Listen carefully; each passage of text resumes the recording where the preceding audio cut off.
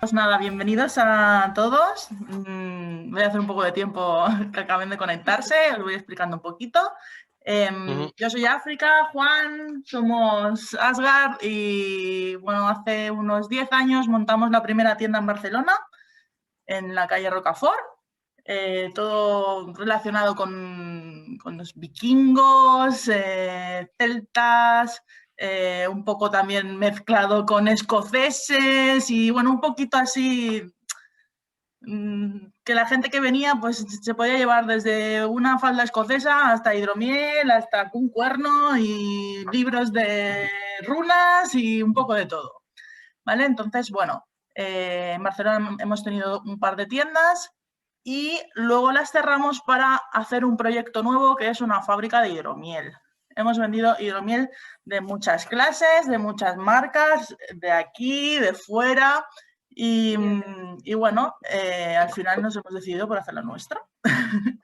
Dentro de todo el mundo de la hidromiel queremos sobre todo dar importancia a la parte histórica que tiene esta bebida y es por eso que queremos pues, complementarlo con cursos, con charlas, con eventos que podamos hacer más adelante cuando nos dejen, etc. Vamos a dejar con pues, nuestros expertos que nos darán una charla súper interesante y nos anunciarán también cositas para más adelante. Bueno, pues muchísimas gracias, África, por invitarnos. Bueno, yo he decidido también invitar a mis dos compis de batalla, a Arnau y a Sigur. Más que nada porque la charla sea bastante, o sea, que no sea una charla de esta chapa, que sea sobre todo amena, didáctica. Yo, bueno, hablaré un poco más del tema, o sea, un poco de fuentes, de, bueno, qué es recreación, qué es reconstrucción histórica, porque son distintas. Y sobre todo, pues cómo se desarrolla un personaje y las ventajas que tienen también a la hora de hacer didáctica, el aprendizaje que se lleva a la hora de desarrollar un personaje y algunas fuentes en las que yo personalmente me he basado para desarrollar el mío, bueno, también en las que podéis hacer servir vosotros en algún momento os animáis a la recreación. No sé, pero, a ver, vale, aquí está. Bueno, antes que nada, nosotros pertenecemos a una asociación que se llama Gestar Ignorum. En la asociación trabajamos no solamente el mundo escandinavo, aunque sí que es cierto que es la que, bueno, comenzamos recreando un mundo escandinavo, entonces es un poco la que más tiempo llevamos, pero abarcamos también otra época y alguna foto se ha colado de algún ejemplo de alguna otra época que ya os lo diré, porque también hacemos bueno, hay varias cosas. Pero sobre todo eso, que, bueno, comenzamos ya la parte, la parte técnica, por así decirlo. Y bueno, sobre todo quería empezar haciendo la diferenciación entre recreación histórica y reconstrucción histórica, porque hay muchísima gente que, bueno, lleva muchísimos años recreando, lleva muchísimos años haciendo reconstrucción, pero no saben si están haciendo las dos cosas, si están haciendo una, o bueno, o hacen a veces una. Bueno, en fin, hay que saber diferenciar estos dos conceptos porque fuera de nuestro país lo tiene todo el mundo muy claro. Tenemos por un lado la recreación histórica, que como veis aquí en el diagrama este es meter en escena o dar vida a personajes o acontecimientos históricos que han sucedido realmente en el pasado, según el autor Marco Valenti. Y tenemos también otra definición de Darío Cepatelli, que es la presentación al público de la reconstrucción histórica. Eso nos lleva a preguntarnos qué es la reconstrucción histórica, porque si tenemos por un lado la recreación y nos lleva a esta nueva término, pues ¿qué es? La reconstrucción histórica implica darle tridimensionalidad a algún material del pasado, ¿vale? Consiste en dar materialidad a la historia tal y como pone aquí. Y además, como en el caso de la recreación, aspira a ser impecable en la reproducción, ¿vale? En este sentido, ambas disciplinas se apoyan en la documentación exhaustiva de fuentes, ya sean fuentes materiales o arqueológicas, fuentes iconográficas, fuentes documentales, cualquier tipo de fuente, ¿vale? Y entonces, por tanto, tendríamos primero el paso de la reconstrucción histórica y luego llegaríamos a la recreación histórica, que es, digamos, entre comillas, muy entre comillas, la teatralización, ¿vale? En la divulgación, bueno, no tiene por qué siempre ser divulgativo porque hay muchos eventos de recreación histórica que son solamente para el disfrute de los recreadores, pero sobre todo la diferenciación es esa. Una es reproducir cosas, reconstruir, dar tridimensional, hacer objetos, reproducción de material arqueológico que ahora iremos viendo a lo largo de la charla, y Luego también en la recreación histórica es hacer un personaje, recrear un personaje, ¿vale? Un personaje que, claro, depende de la época en la que estemos moviéndonos, en la época que estemos trabajando, no es lo mismo recrear, por ejemplo, un personaje del siglo XIII o XIV, que tenemos muchísima documentación, que un personaje de la época vikinga o incluso de otras épocas, ¿vale? En las que no tenemos tantas fuentes o tanto cruce de fuentes. Por tanto, tenemos que trabajar más a partir de la interpretación de fuentes. Eso no significa que sea menos riguroso, ni mucho menos, siempre y cuando esas fuentes estén interpretadas con un rigor, ¿no? Vale. Entonces, volviendo a la reconstrucción histórica, una de las vertientes, hay muchísimas, una de las vertientes es la reproducción de material arqueológico que ahora iremos viendo. Esta reproducción de material arqueológico pueden ser objetos, puede ser indumentaria, puede ser incluso estructuras, como veremos, estructuras y contextos arqueológicos a escala real, ¿vale? Y a partir de ahí se pueden desarrollar lo que se llama Open Air Museum o museos al abierto, que están muy, iba a decir de moda, bueno, no es de moda porque realmente en Europa existe este tipo de museos desde hace prácticamente casi 100 años. Aunque ahora en España pues están empezando a impulsar algunos proyectos. En España creo que tenemos 6 ahora mismo, y ninguno vikingo. ¿Eh? Tenemos 4 o 5 museos al abierto, o 5 o 6, pero no hay ninguno tampoco, claro. Aquí estuvieron los vikingos, bueno, ya lo sabéis, ¿no? Que habían estado en España. Sí, bueno, y además por la costa mediterránea estuvieron pasando una de las expediciones más grandes y más famosas de vikingos, ¿no? Que ahora enlazan un poco con la serie esta de Vikings, que bueno, no, si os entretiene y os gusta, como ficción está guay, pero no como fuente, desde luego. Pero bueno, el hijo del protagonista, este Bjorn Costado de Hierro, ese señor estuvo por aquí de expedición saqueando Orihuela y toda la costa del Mediterráneo, pasando por Mallorca. Sí. Así es. Gracias, sí. Pues bueno, entonces, como estaba diciendo, claro, esto ya lo veremos a la hora de hablar un poco de la arqueología rural, la arqueología doméstica, digamos, porque es muy complicado también encontrar estos materiales, por lo que explicaremos después.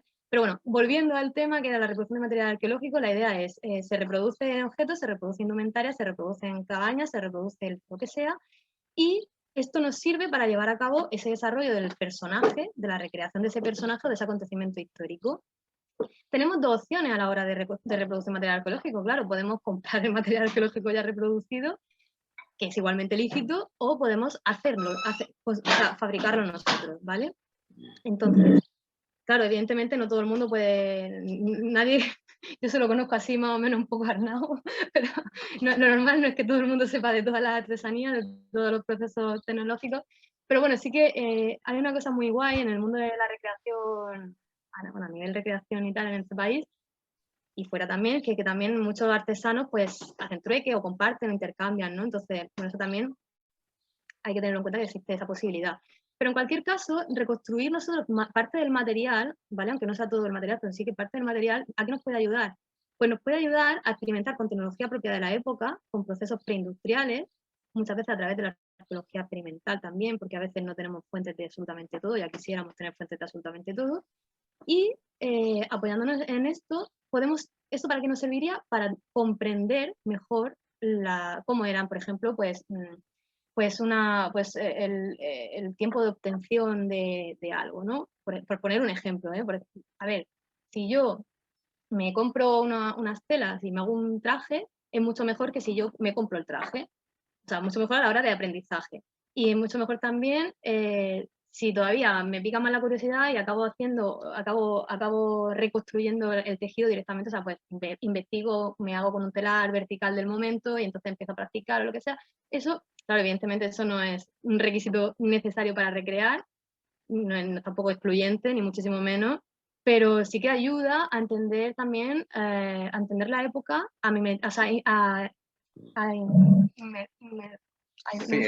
sumergirte en la época realmente, entender bien, por ejemplo, los costes de producción que podía tener algo o la dificultad de obtener, etcétera, ¿no? Entonces, bueno, ya esta es la parte más chapa que voy a dar, la diferenciación entre recreación y reconstrucción histórica, y ahora ya... Bueno, aquí os pongo un ejemplo de lo que estaba contando antes de la reproducción de materiales arqueológicos, ¿vale? Tenemos un casco original, además creo que lo tenemos por aquí, no sé si lo querrás explicar tú después. Aquí las preguntas de Forja al Herrero, que Arnau lo hablará después. ¿Vale? Tenemos aquí, es el ejemplo que sale en la foto. Tenemos, en la primera imagen tenemos el original, ¿vale? Que es un yelmo de estilo Rus, de la zona del este, procedente de Mocroe, que actualmente es Ucrania, ¿vale? Está datado cerca del año 1000. Y aquí tenemos el dibujo arqueológico, no es nuestro, el dibujo arqueológico, ya este lo tenía creo que del año 70 y algo. Y a partir de ahí, cómo se hace la reproducción del material arqueológico que hablábamos antes. Entonces, es para que veáis un poco el tipo o sea, pues que no, hay que intentar interpretar lo menos posible. O sea, aquí en este caso, por ejemplo, sí que es cierto que en la imagen, como veis, no tiene ¿tiene algún nombre técnico? La punta del casco, el portapenacho, sí, o de plumas, también se han visto con plumas. Entonces, esto que hablaba del portapenacho, que en este caso no está representado, pero probablemente existió. De hecho, tenemos otros ejemplos contemporáneos en los que sí que se sale representado o que se han conservado. Entonces, por eso se interpretó de esta manera. Aquí os he traído un ejemplo, en este caso, de mundo celta, ¿vale? Casi todos serán del mundo vikingo, pero bueno, me apetecía ponerlo porque es una buena representación, como a partir de este cementerio, que es un cementerio alemán, bueno, en Alemania, en Gislanden, perdona mi pronunciación alemán, se encontró la tumba de una mujer, bueno, una de las tumbas era femenina, y se encontró el cinturón que veis aquí, ¿vale? Este cinturón, bueno, eso sería el dibujo arqueológico, claro, a partir de aquí se hace la reconstrucción del material, ¿vale? Intentando, pues, dar interpretación a, por ejemplo, estas 3 anillas que están aquí, que se encuentran separadas del cinturón, bueno, pues, a partir también de leer otras personas que ya también lo han reconstruido antes y todo esto, se pueden ver, pues, cómo lo remachamos aquí, bueno, en fin, esto es también parte del trabajo de nuestro herrero Arnau. En el caso de la mujer, la reconstrucción de esta mujer, la reconstrucción femenina, pues opté por, bueno, estamos hablando de época hashtag, hashtag D1, o sea, final de la Edad del Hierro, estamos hablando del 600 a.C. aproximadamente, 600-400 a.C. en Centro Europa. Y la reproducción de este indumentario, que es un peplo, que es una prenda muy extendida a lo largo bueno, tanto lo comentamos en la zona centroeuropea, en el norte de Europa también se encuentran a partir o sea, se han recuperado mujeres de pantanos, de turberas, con la ropa, con la indumentaria puesta, el peplo entero. También se encuentra en Roma, bueno, en fin, en el mundo germánico, en las visigodas, ahora lo veréis también. ¿Cómo sabemos que llevaba este tipo este tipo de vestimenta si no casi apenas se recuperan fragmentos fibras textiles? Porque todo lo que es orgánico, por norma general, desaparece. Y más, depende del país también, sobre todo, pero bueno, aquí en España casi no se encuentra nada, a menos que esté carbonizado o algo, bueno, alguna cosa muy rara, pero aquí teníamos la suerte de que, aparte que se han encontrado muchísimos restos textiles en Hallstatt, en las minas de sal de Hallstatt, porque en las condiciones de la mina han permitido que se mantenga bien los fragmentos textiles. Aparte de eso, ¿cómo sabemos que llevaba este tipo de túnica y no otra? O sea, ¿por qué sabemos que llevaba un peplo? ¿Por qué podemos intuir que llevaba un peplo y no llevaba una túnica? Bueno, pues lo podemos intuir por estudios que se han hecho a partir de las tumbas, como pueden ser que bueno, no todas, pero muchas mujeres llevan siempre 2 fíbulas aquí. 2 fíbulas serían, las fíbulas, bueno, ahora lo veremos, pero las fíbulas son como broches, o sí, pueden ser más o menos ornamentados, pero son broches que enganchan, entonces están cerrando algo, con lo cual a partir de ahí se puede deducir que existía esta prenda y que además rompemos el mito de que no es Grecia la que lo exporta a otros sitios, sino que es la que lo copia de los celtas, o de las celtas, mejor dicho, ¿vale? Por eso me gustaba este ejemplo. Pero como en el mundo antiguo no eran tan originales, luego llegamos pasaban 12 siglos tranquilamente y llegamos al mundo visigodo y tenemos también este tipo de prenda, del mismo peplo. ¿Cómo sabemos que llevaba peplo las mujeres visigodas? Bueno, pues lo intuimos de la misma forma. Fíbulas aquiliformes emparejadas. Aquiliformes, según dicen, ¿no? Pero parece ser que serían corviformes seguramente. ¿Por qué? Porque son pueblos germánicos y la figura del águila no representa, la figura del águila es más cristiana, la figura del cuervo es más germana, ¿vale? Entonces, dos cuervos aquí en los hombros, ¿a qué os recuerda? os recuerda a Hagen y Manen, ¿no? En los cuervos de... Di, Julia. Julia. No, Ay, ahora no la oigo, está estaba silenciada. estaba Vale. gestionando solo. Vale. Bueno, pues los cuervos de Bogotá. ¿Qué es eso? Que sí, que son los 2 cuervos de Odín, que sí. Claro. Vale, pues aquí tenéis otro ejemplo de eso. Pues aquí estamos hablando de eso que han pasado 12 siglos tranquilamente. La otra era del siglo VI a.C. y esta es del siglo V o VI después de Cristo. Y aquí tenemos pues, ejemplos de los dibujos arqueológicos. ¿Vale? Bueno, aquí tenemos más ejemplos también, en este caso también de una mujer visigoda. Perdonad. Y bueno, aquí tenemos otro ejemplo de otras épocas, pero ya dejamos la otra época y ya nos vamos a centrar en periodo vikingo. Vale. Bueno, aquí voy a explicar un poco cómo desarrollé mi personaje. Bueno, como fue una mujer nórdica del Viking Age, del siglo IX, sobre todo 9-10, ¿vale? Sobre todo en torno al 10, ¿vale? Estamos viendo una imagen, creo que la saqué de un Osprey o algo así, diría, por el estilo del dibujo. Y aquí lo que estamos viendo es un poco, pues eso, la vida de la mujer en los dominios de la casa, ¿no? De puertas para adentro. Sabemos que la Juzfreya es la señora de la casa, es la que manda. No es la que está apartada en la casa como en el mundo griego en el ginesteo, ¿no? Es aquí en el ginesteo, pero aquí es la que manda, la que se encarga de algo tan importante en la sociedad vikinga como es educar a los niños. Están educadas también en las artes de la guerra. O sea, bueno, no, aquí todo esto siempre, todo lo que voy a ir diciendo es un poco relativo, sí. Realmente ahí hay una de las cuestiones que siempre se dice del tema de que si la sociedad vikinga era una sociedad feminista, no lo era para nada. Era una sociedad muy fuertemente estereotipada en la que además había unos roles de género muy marcados. Pasa que, de hecho, había mujeres que decidían tomar el camino de las armas y entonces se vestían como hombres y asumían esa posición. Igual que había también hombres que hacían, sobre todo en las labores mágicas, místicas de los pueblos, estaban muy asociadas a las mujeres, y habían hombres que eran... se les llamaba afeminados porque no hacían las cosas que tenían que hacer los hombres, no porque fueran directamente homosexuales, aunque en la mayoría de prácticas ritualísticas mágicas se daba el caso de que habían ritos que prácticamente implicaban eso, ¿no? O sea, tener relaciones homosexuales para encarnar una cierta potencia y demás. Pero bueno, ya son cosas de la ritualística, la magia de estos pueblos en un contexto muy, muy concreto. El caso es que sí, que la mujer tenía ciertas libertades, tenía ciertas potestades que no tenía, que no poseía en el mundo medieval feudal. En estas sociedades familiares, la mujer tenía las llaves de la casa, que se le llamaba, tenía las llaves de los baúles. Se las colgaba aquí, claro, en las tortugas. Es lo que he hecho en falta, de hecho, en esa ilustración. Que tiene las tijeras de cortar y tal. Eso parecen tijeras, más bien, ¿no? Pero, bueno, sí. O sea, tenía las llaves de la casa y tenía las llaves de los baúles, donde estaban las riquezas del hogar y demás. Y ellas tenían derecho a portar armas cuando el marido no estaba.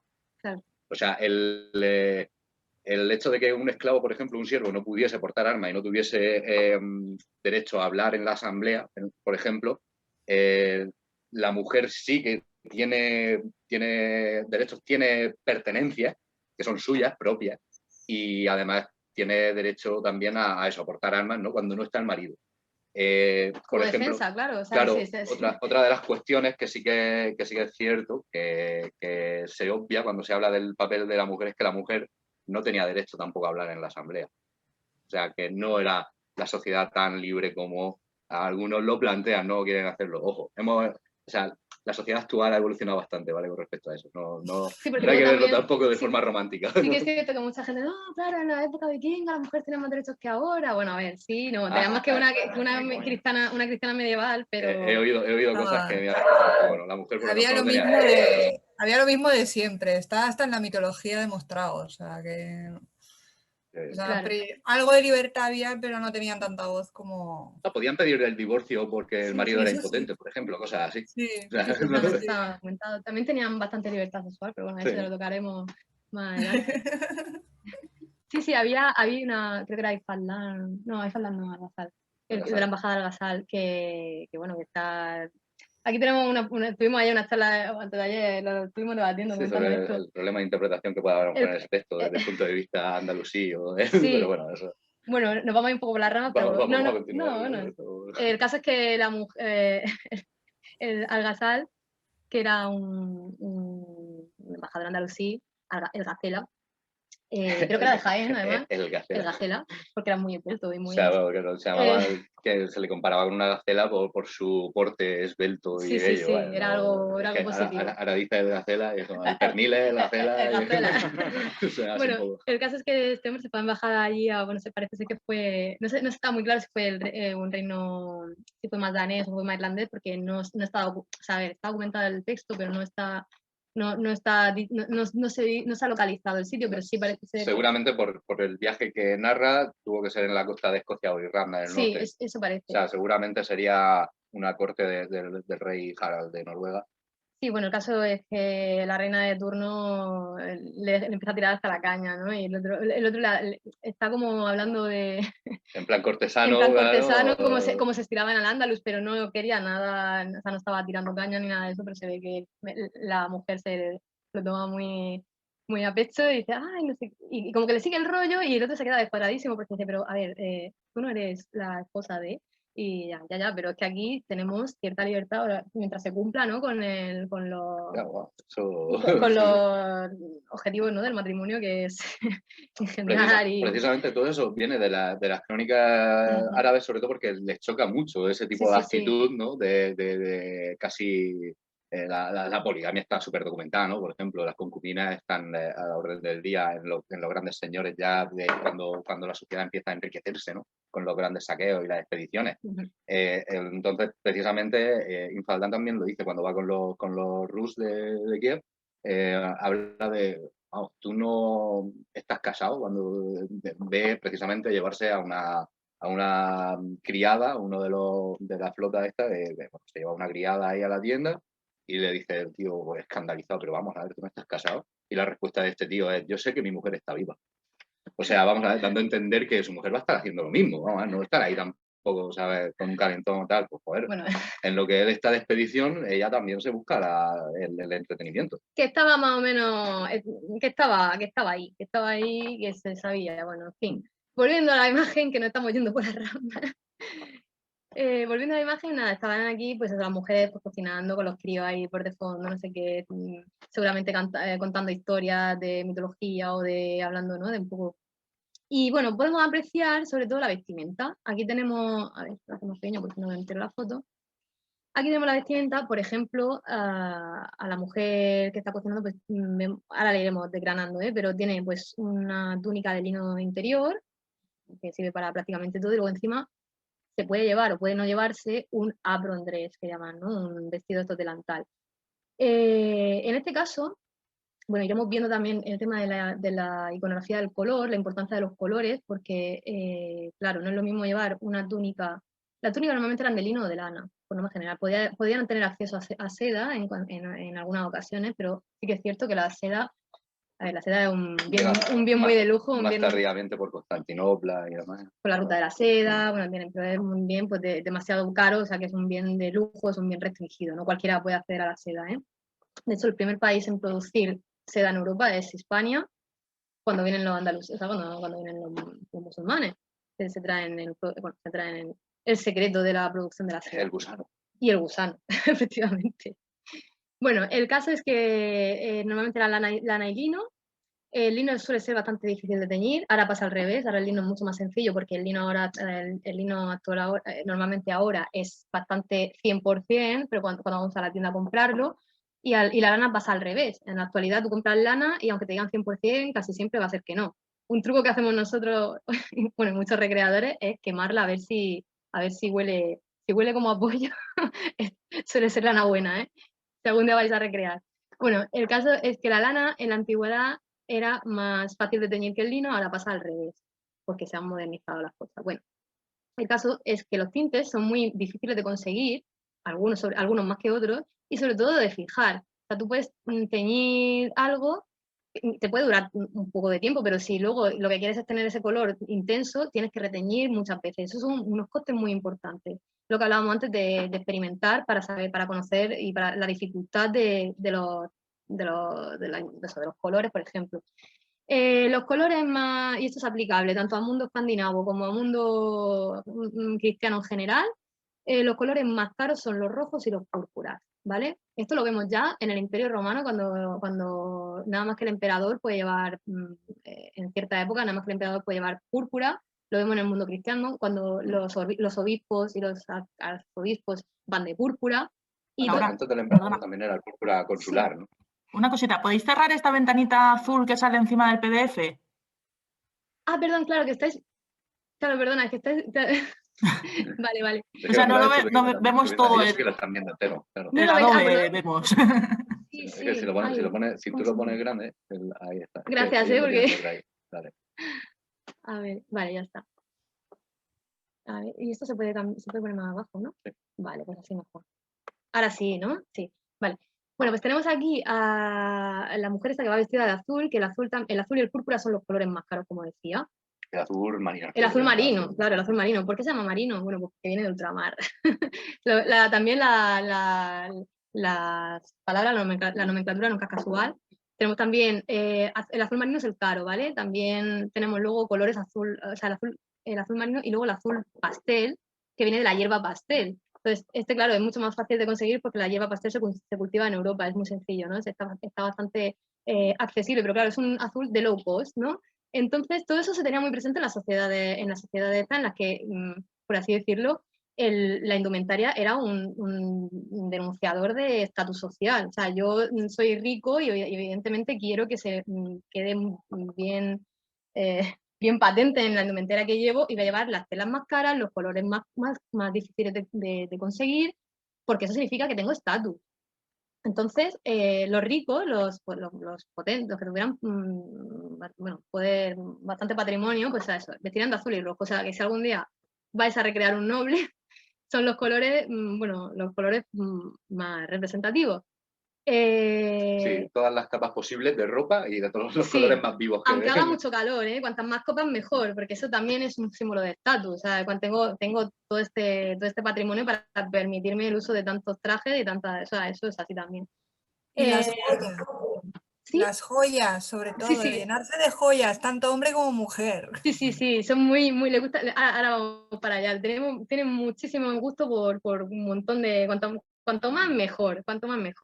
Bueno, vamos a ir pasando de la ilustración esta, vamos a empezar ya. Bueno, aquí lo que te decía, esto es una pareja de gente muy noble, muy de alto estatus, que están, la reconstrucción es del Museo de Dinamarca, del Museo Nacional de Dinamarca, y aquí pues vemos lo que estaba comentando antes, el azul y el rojo, que son los colores caros. Entonces, ahora iremos viendo la parte femenina, en los broches, la joyería la iremos desgranando un poco más, y bueno, si queréis ir parando, si queréis hacer alguna pregunta, me vais cortando, ¿vale? Venga, pues aquí tenemos una esquiadmo, una mujer guerrera, que, bueno, es una figura que apareció hace unos 4 años, no sé, 4 o 5 años, así creo que la descubrieron. Y fue guay porque en el momento en el que la descubrieron había mucho debate en el mundo de la recreación histórica sobre si la mujer podía o no podía luchar, si la mujer tenía que ir tocada todo el día o no. Porque claro, hay algunas fuentes que sí que hablan de que la mujer iba tocada, pero como explicará luego Sigur seguramente, o sea, las fuentes que hacen referencia a la mujer tocada con un pañuelo, son fuentes del siglo XIII, con lo cual son fuentes que ya apestan a cristianismo y a heteropatriarcado. Total. No siendo así, fijaros que aquí está claramente que el cabello tiene un nudo, tiene además un peinado muy típico de la mujer escandinava, es el hacerse el moño este con el nudo en el cabello. Entonces, bueno, vemos que tiene un escudo, está claramente representado el escudo, está claramente la espada también. Y aquí, bueno, abajo tenemos una reproducción que hizo un compañero nuestro, Nacho, de joyero también. Y aquí lo que sería el objeto original, bueno, o sea, esta es la reproducción, pero el objeto era un colgante, ¿vale? Que lo llevaría pues seguramente alguna mujer guerrera, probablemente. Bueno, aquí tenemos una tumba también muy conocida en la cual bueno, primero, como no, cuando se excavó, se encontró un ajuar lleno de armas. De entonces, iconografía guerrera. De iconografía guerrera, entonces, claro, evidentemente, pues durante 128 años todo el mundo dio por supuestísimo que era el esqueleto de un hombre guerrero. Porque ¿cómo iba a poder ser de una mujer? Pero luego se hicieron estudios, no sé si hace 3 o 4, no, 2017 por ahí creo que fue, que se hicieron estudios con, bueno, estudios más científicos, ¿no? Y entonces se descubrió que el ADN, que era una mujer, vamos, que además sin lugar a dudas. Y bueno, se había encontrado, aparte de toda la parafernalia de guerrera, ¿no? Se había encontrado también, pues, indumentaria muy rica, con bordados de hilo de plata, etcétera, ¿no? Entonces, aparte también de destacar que hay muchas sagas, como las que pone aquí, que bueno, son del siglo XIII, como estábamos hablando antes, pero hay muchas sagas que también documentan a este tipo de mujer guerrera. No quiero decir con ello que sea la norma, pero sí que existían y sí que, oye, que si algún día mañana, el día de mañana, alguna mujer recrea y le apetece combatir, pues que nadie le pueda decir que no, porque... Lo importante, ¿no? El detalle es que es que precisamente en este caso, por ejemplo, el ajuar era indistinguible de un hombre. O sea, el caso es que cuando tomas el camino de las armas, no vas con el mismo traje, digamos, de ama de llaves, de señora de la casa, y coges aparte un escudo y una espada. No, vas con el mismo, vas vestido con las mismas túnicas y con el mismo ajuar que iría un guerrero de tu clan, de tu familia. Incluso algunas veces, como iba a decir rebautizaban, no era bautizo porque no, el bautizo tiene connotación cristiana, pero incluso en algunas ocasiones se adoptaban nombres masculinos y además rol masculino, ¿vale? Bueno, esto tampoco es de los vikingos, esto ya lo vemos en el mundo en Antiguo Egipto, no hay más de una reina que además se ponían hasta la barba para gobernar, para poder, o sea, Hatshepsut o alguna de estas, que iban con la iconografía de hombre de gobernador, pero bueno, ellas también ejercían. Bueno, pero la pobre Hatshepsut la cargaron de la historia. Claro, la memoria de Anatio. Bueno, aquí tenemos una mujer vikinga. Bueno, como ya estaba hablando antes, aquí evidentemente ya estáis intuyendo que es una mujer rica, aunque no vaya vestida de rojo y azul, porque aquí estaba requerando en Murcia y hace mucho calor y se quitó el abrigo, pero el abrigo es rojo. Y aquí nuestra compañera pues lo que lleva es una túnica de lino, como decía antes, la de lino no se ve, lino o lana abajo, y un apron dress, un vestido delantal en la parte de arriba. El vestido de arriba, el apron dress, aquí se ven unas joyas que se llaman broches tortuga, que ahora veremos también, y muchos collares como bueno, pues de bolas de vidrio y tal. También es estatus, porque no hace falta llevar ese tipo de fíbula o ese tipo de broche para cerrar un vestido delantal. Y luego también eso es otra. ¿Por qué llevan este tipo de...? O sea, ¿por qué? Bueno, pues tendría mucho sentido pensar, por ejemplo, que si por ejemplo, las mujeres están, bueno, pues te están dando a luz, están teniendo hijos, pues, ¿a qué os recuerda esta prenda? O el peplo que estábamos hablando antes, pues ahora no me sale la palabra, a un peto de ¿no? Abres y cierras y facilita la lactancia. Entonces, las cosas tienen también un sentido sentido práctico y funcional. Obviamente, ahí llevaría, de hecho es un símbolo normalmente de mujer casada también, de estatus casado. O sea, una niña no se han encontrado, o bueno, tengo entendido yo, por lo menos, que no se han encontrado, y se han encontrado, son muy, muy escasas, fíbulas, o sea, perdón, broches de este tipo en niñas, o sea, en niñas pequeñas. Sí que es a partir de una edad en la que ya pues te puedes casar, ahí sí que se han encontrado, además sobre todo pues lo que decían, en tumbas de gente importante, ¿no? Pero claro, porque lo que decía, ¿no? Las figuras pueden ser igualmente utilizadas por gente con menos poder adquisitivo, pero sería otro tipo de figuras que ahora veremos también. Bueno, aquí tenemos un poco los patrones de esos tipos de indumentaria, ¿vale? El apron que vemos aquí arriba y una referencia, en este caso hay muchísimo, ya luego si alguno necesita más referencias puedo recomendar libros, puedo recomendar cualquier cosa. Hay tenemos la suerte de que hay mucha joyería en la que se representan figuras femeninas aquí no sé si lo apreciáis, el peinado que llevaba la otra. ¿Lo veis que tiene aquí otra vez el nudo? Estamos viendo otra vez que se repite el tema del nudo. Esto se había considerado en la comunidad recreacionista durante muchísimo tiempo como que era un pañuelo atado, que a ver, que pueda, o sea, yo recreo, cuando recreo, a veces con pañuelo, a veces sin pañuelo, a veces con gorro, a veces, pero no es una necesidad obligada el tener esa prenda, que es más de, o sea, hombre, claro, a partir de la cristianización sí, pero antes no tiene necesidad, ¿vale? Sin embargo, en el mundo cristiano, cualquier mujer casada, bueno, todas al 100% no, pero la mayoría de mujeres casadas a partir de la época romana ya van con la cabeza tocada a partir de, bueno, de que se casan. Porque además es un símbolo de sumisión al marido, al pater familias, te tapa la cabeza. Bueno, aquí tenemos un ejemplo de calzado. Yo es el que recomiendo normalmente a la gente que comienza a recrear. Se llama Carbatina. Bueno, en el mundo romano se llama Carbatina. Es unisex, ¿vale? No sé si hay... Veo que hay chicos y chicas, o sea que habrá un poco público de, de todas las ramas. Entonces, a ver, es unisex. El calzado sirve tanto para recrear vikinga como para recrear vikingo. No es el único modelo que existe. Hay muchísimos modelos más. Muchísimos modelos de calzado, más tipo bota, menos tipo bota. Más Carbatina de esta más simple, Carbatina más bonita, más decorada. Yo soy partidaria de comenzar siempre con lo más pragmático, con lo más utilizable en varios contextos. ¿Por qué? Porque es lo más fácil de hacer, porque es lo más fácil de conseguir y porque además si te cambias de un siglo a otro, pues a veces lo puedes reutilizar. Con la joyería esto no se puede hacer, porque en el caso de la joyería, como te vaya un poco de época ya, a nivel recreador no está bien hecho, ¿no? Y además suele haber bastante caña con esto. Bueno, en cualquier caso yo recomiendo siempre este tipo de calzado porque es súper sencillísimo de hacer. Hay muchísimos tutoriales en internet, en cualquier página, con todos los pasos hechos. Y básicamente se puede sacar de aquí. Bueno, no sé si se ve. Ay, no se ve. No se ve. A ver si. Yo creo que sí que se ve. ¿Se ve? ¿Se ve o no? Se ve, vale. Es básicamente, me dibujo el pie en o sea, en vez de en un folio, en un trozo de cuero, ¿vale? Me dibujo el pie, que sería la parte de dentro, y luego hago estos dibujos de alrededor. Esto ya os digo, está en mil sitios de internet.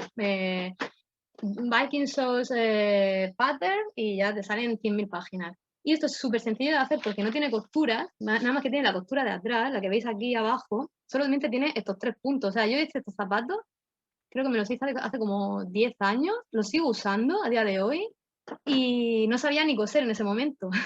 Ahora tejo y ahora hago muchas cosas, pero en ese momento no sabía ni dar prácticamente ni coser y aún están.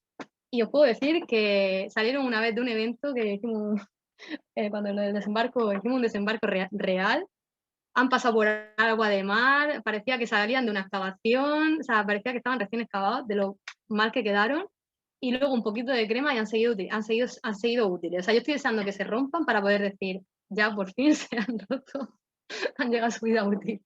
Bueno, en cualquier caso, os recomiendo este. Se llama Carbatina, pero claro, el nombre Carbatina es romano, obviamente, o sea, pero es como lo entendemos, como lo solemos llamar. Y bueno, normalmente, además tiene muchas conexiones con muchos modelos actuales. Si conocéis el baile este irlandés, que ahora mismo no recuerdo cómo se llama, pero hay un baile tradicional y se seguían utilizando este tipo de calzado. O sea, eso es así. Creo que es Camputí o algo así se llama el calzado de baile irlandés y viene de ahí. O sea, viene de ahí. Que tampoco es un invento vikingo, ¿eh? También existe ya en el mundo celta anteriormente, pero por eso digo, es muy versátil. Si luego en algún momento os ponéis a recrear vikingo y luego, ¿cómo tu tiempo? Me están haciendo... Bueno, ya me toca, ya no os preocupéis. Entonces, el caso es que, bueno, que es bastante versátil y bastante sencillo de hacer. Luego a la derecha pues tengo aquí un ejemplo de gorro, del típico gorro escandinavo, porque además en este contexto hace bastante frío. Aquí un ejemplo de... Me estoy rodeando muchísimo, ¿eh? 10 minutos para las carbatinas. Llevo 17 fotos. Bueno, aquí tenemos un ejemplo de reconstrucción también, ya con tejido, ya hecho en telar vertical, y aquí, bueno, tenéis las fuentes materiales. En este caso, arriba tenemos la pieza de madera creo que era de Hidebu, y aquí el fragmento de steel, que es del cual se ha tomado de la inspiración. Vale, voy a ir más rápido porque si no voy a chupar el tiempo yo. Bueno, aquí tenemos ejemplos de fusayolas de pesas de telar, cocidas en un horno, que también... Y una técnica que mola un montón para los que os gusta también el tema de los tejidos, y la referencia, bueno, aquí tenéis en la parte central la imagen del telar de Osberg, ¿vale? De un enterramiento vikingo en el que se enterraron a una reina, a la reina Osa, y se enterró con uno de los bienes más preciados, que era su telar de tablillas, porque el telar de tablillas era una cosa que, a ver, lo podía usar cualquiera, pero sí que estaba muy relacionado con el tema de la nobleza, ¿vale? De la nobleza de las mujeres nobles. Es un símbolo también de prestigio, ¿no? Tienen que aprender también a tejer bien. Bueno, eso no es solamente los vikingos, esto es de muchas culturas antiguas, pero aquí tenemos, no sé si veis bien las tablillas a la derecha, y esto es la reconstrucción de la técnica y algunas piezas. Luego, si alguno tiene alguna duda, ya puedo enrollarme más, pero... Y aquí los broches tortuga, que de los que os comentaba antes, ¿vale? Las broches tortuga, bueno, hay muchísimos modelos también recuperados. Como veis aquí hay bastantes tipos de fuentes, hay muchísimas más. Por suerte ahí la arqueología del norte es bastante... O sea, ofrece bastante material. Y sí que una cosa que yo recomiendo también a la gente que comienza es fijarse muy bien en la cronología de las cosas, sobre todo de los objetos, para no mezclar, porque también está muy mal visto en el mundo de la recreación, porque tiende también a confundir, luego si estamos en algún evento de cara al público, tiende a confundir, es mezclar muchas épocas. Sí que es cierto que tenemos que reconstruir a partir de diferentes fuentes materiales, de diferentes tumbas, diferentes sitios, diferentes tal, pero intentemos, si estamos recreando un personaje del siglo X, pues intentar evitar la joyería del siglo VII, porque queda ahí un salto en el tiempo que sí, puedes haberlo heredado del tatarabuelo, pero no es lo ideal cuando se hace recreación, ¿vale? Entonces aquí os pongo unos cuantos modelos para que veáis que hay diferentes. Y bueno, aquí otra vez la compañera con distintas, o sea, con las distintas fuentes al lado.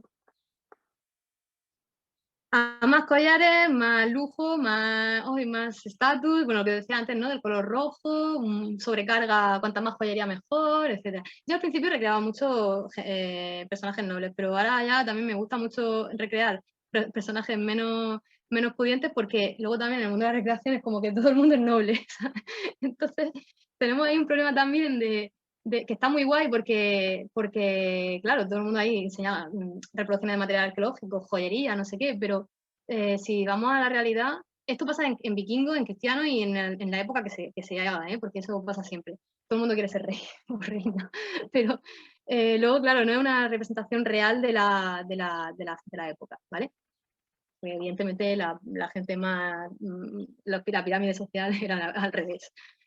Bueno, seguimos un poco con joyería. Bueno, aquí tenemos fíbulas trilobuladas. En este caso parece ser que se las importaron los vikingos cuando estuvieron en la zona de Francia, porque allí se usaban como vías de cinturón.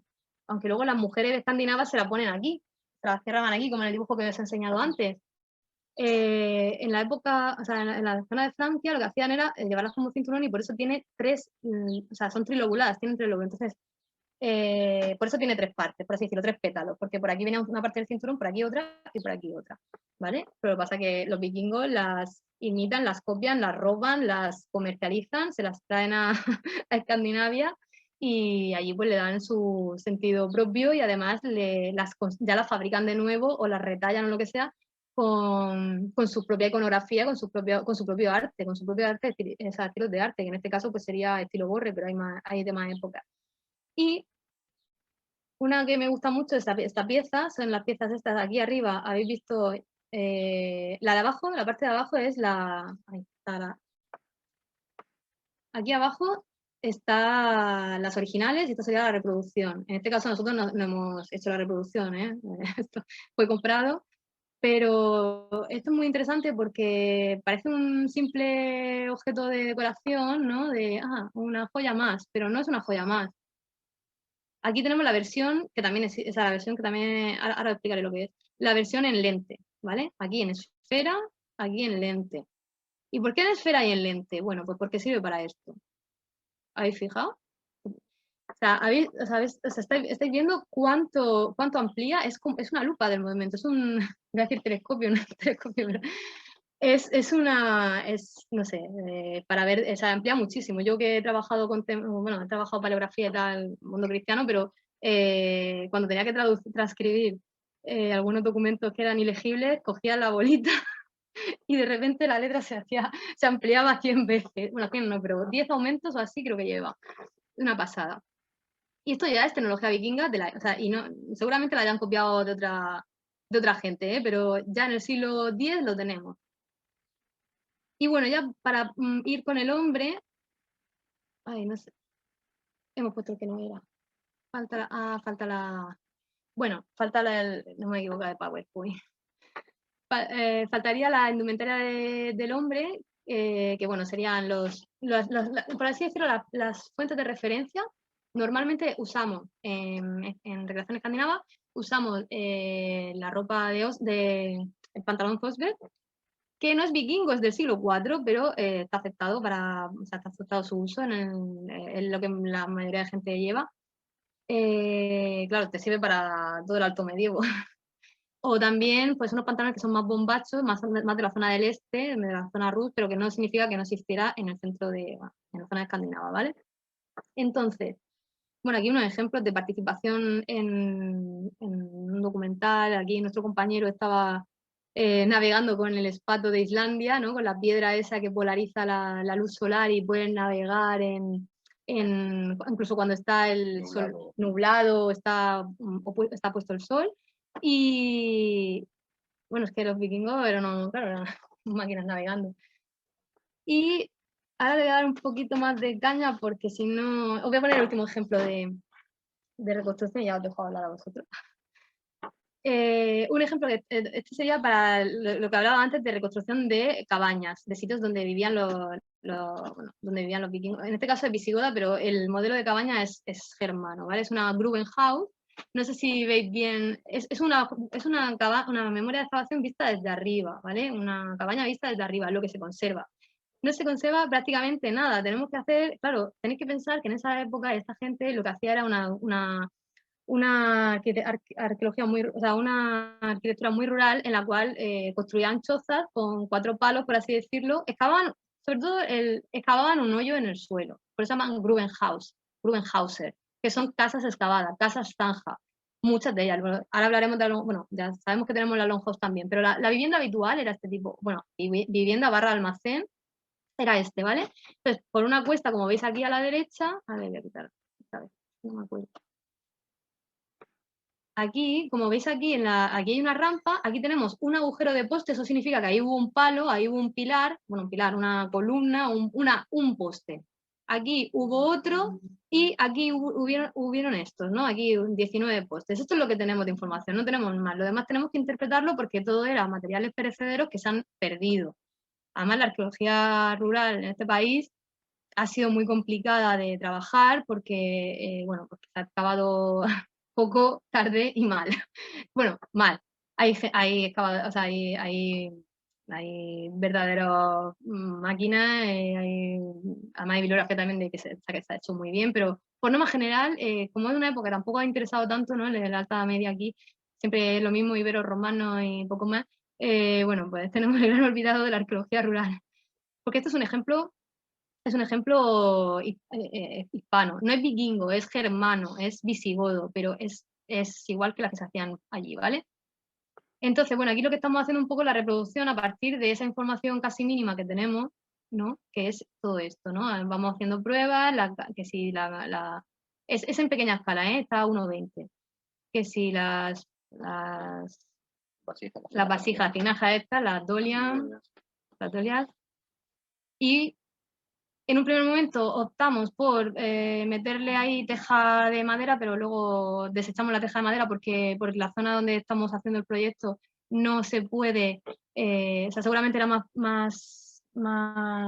el material más cercano, el más fácil de obtener es carrizo, es caña, con lo cual al final nos hemos decantado por hacer el más accesible, que es el que seguramente es más histórico en este caso, ¿vale? Vuelvo a repetir que es toda interpretación porque es que no existen restos materiales, y menos en este país. En otros sí, en algunos, en York creo que había una... En otros sitios sí que hay, pero aquí hay que trabajar así. Y, bueno, aquí sería ya con la caña. Todo esto en pequeña escala, ¿eh? Y luego tenemos ejemplos de otros proyectos en los que se hace lo mismo, pero a gran escala, con el fin de poder hacer didáctica, recreación inmersiva, recreación histórica dentro, ¿no? De, o sea, que pueda realmente desconectar y no vaya a un sitio, a un evento de unas horas o a un evento de... No, aquí es de verdad. Y aquí se hicieron las cabañas, no son vikingas, pero como si lo fueran porque son del mismo estilo. Están en Italia, son de la Toscana, pero son de época carolingia y son las mismas que se practicaban, o sea, que se hacían servir en Escandinavia, ¿vale? Bueno, en Escandinavia, en toda Europa, ¿vale? En el este, en todos sitios. En este caso tuve la oportunidad de participar aquí como parte de mi estancia doctoral en Italia y de hecho aquí sí que se está reconstruyendo todo lo que se ha sacado del yacimiento que hay al lado. O sea, nosotros ellos excavan, yo he excavado no más que un año con ellos, pero bueno, se ha reconstruido tal cual. ¿Vale? Aquí tenemos un poco la evolución. Esto es una cabaña normal, una cabaña estándar y aquí estamos aquí estamos restaurando otra cabaña y aquí tenemos, ¡oh, sorpresa!, una longhouse. Pero la longhouse es vikinga, sí, es vikinga. Pero este contexto es carolingio, sí, es carolingio, pero es que la moda de la longhouse, aquí podríamos hacer otra charla otro día de qué es una longhouse, pero bueno, en general la longhouse es un tipo de cabaña, es una cabaña muy básica. En la prehistoria existe el longhouse sin el contenido simbólico de la longhouse vikinga, pero sí que existe ese tipo de cabaña larga, de cabaña familiar. Sí que es cierto que los vikingos tienen además sumado una connotación tipo de salón de reuniones, pero la cabaña larga no es invento vikingo. Y son iguales que esta. Estas tienen, no sé si 6 metros, bueno, a ver, en Escandinavia hay muchísimas más grandes, ¿eh? Esta tiene creo que 6 metros de altura, creo que tenía. Que aún no sé ni cómo llega a su... Bueno, esta es la de antes, no es la longhouse, es la anterior. Y aquí un poco por el tema de lo que comentaba de los oficios, que si nosotros reconstruimos directamente el material o intentamos experimentar, pues al final luego pues prácticamente puedes hacer el oficio de casi todo, ¿no? Que si los tejidos, que si ahora me monto un horno de adobe y hacemos un poco de taller con críos o simplemente con recreadores y nosotros mismos, a ver qué pasa, a ver si sale, a ver si funciona, a ver si no funciona, etcétera. Bueno, y a nuestro compañero Arnau con la fragua. Y didáctica, ¿no? Esto es lo que normalmente hacemos, es que los críos pues, toquen materiales, que vean lo que pesan, que no sé qué. Bueno, esto para críos, para no críos, pues estos son gente de universidad, a mis alumnos también. Bueno, estos son de uni, estos son de secundaria, de segundo de ESO, que también le moló mucho porque, claro, lo que es toquetear material, toquetear una reproducción de un casco, una espada, meterle una leche a un escudo, a ver qué pasa, todo eso les mola un montón. Y claro, se puede hacer didáctica. Aparte de todo esto de la recreación, se puede utilizar para desarrollar didáctica y ya acabo, ¿eh? Y también con gente más mayor. Que te interrumpa. Da pena que la asignatura de historia, que muchas veces es el gran tocho para los adolescentes, y lo bonita que podría ser, ¿no? Y cómo les gustaría, además. Totalmente de acuerdo. Nosotros no tuvimos la suerte de vivirlo, la verdad. O sea, ni fuera de la escuela ni dentro de la escuela. O sea, qué pena, qué forma de entender mal las cosas. Sí, porque además, bueno, ahora está cambiando un poco la cosa, está cambiando, ¿eh? A ver, os cuento porque sí que es cierto que cuando te pones a mirar libros de texto, yo estudié también el máster de profesorado, ¿vale? Entonces ahí pues hacemos comparativas de programaciones didácticas de aquí y de fuera.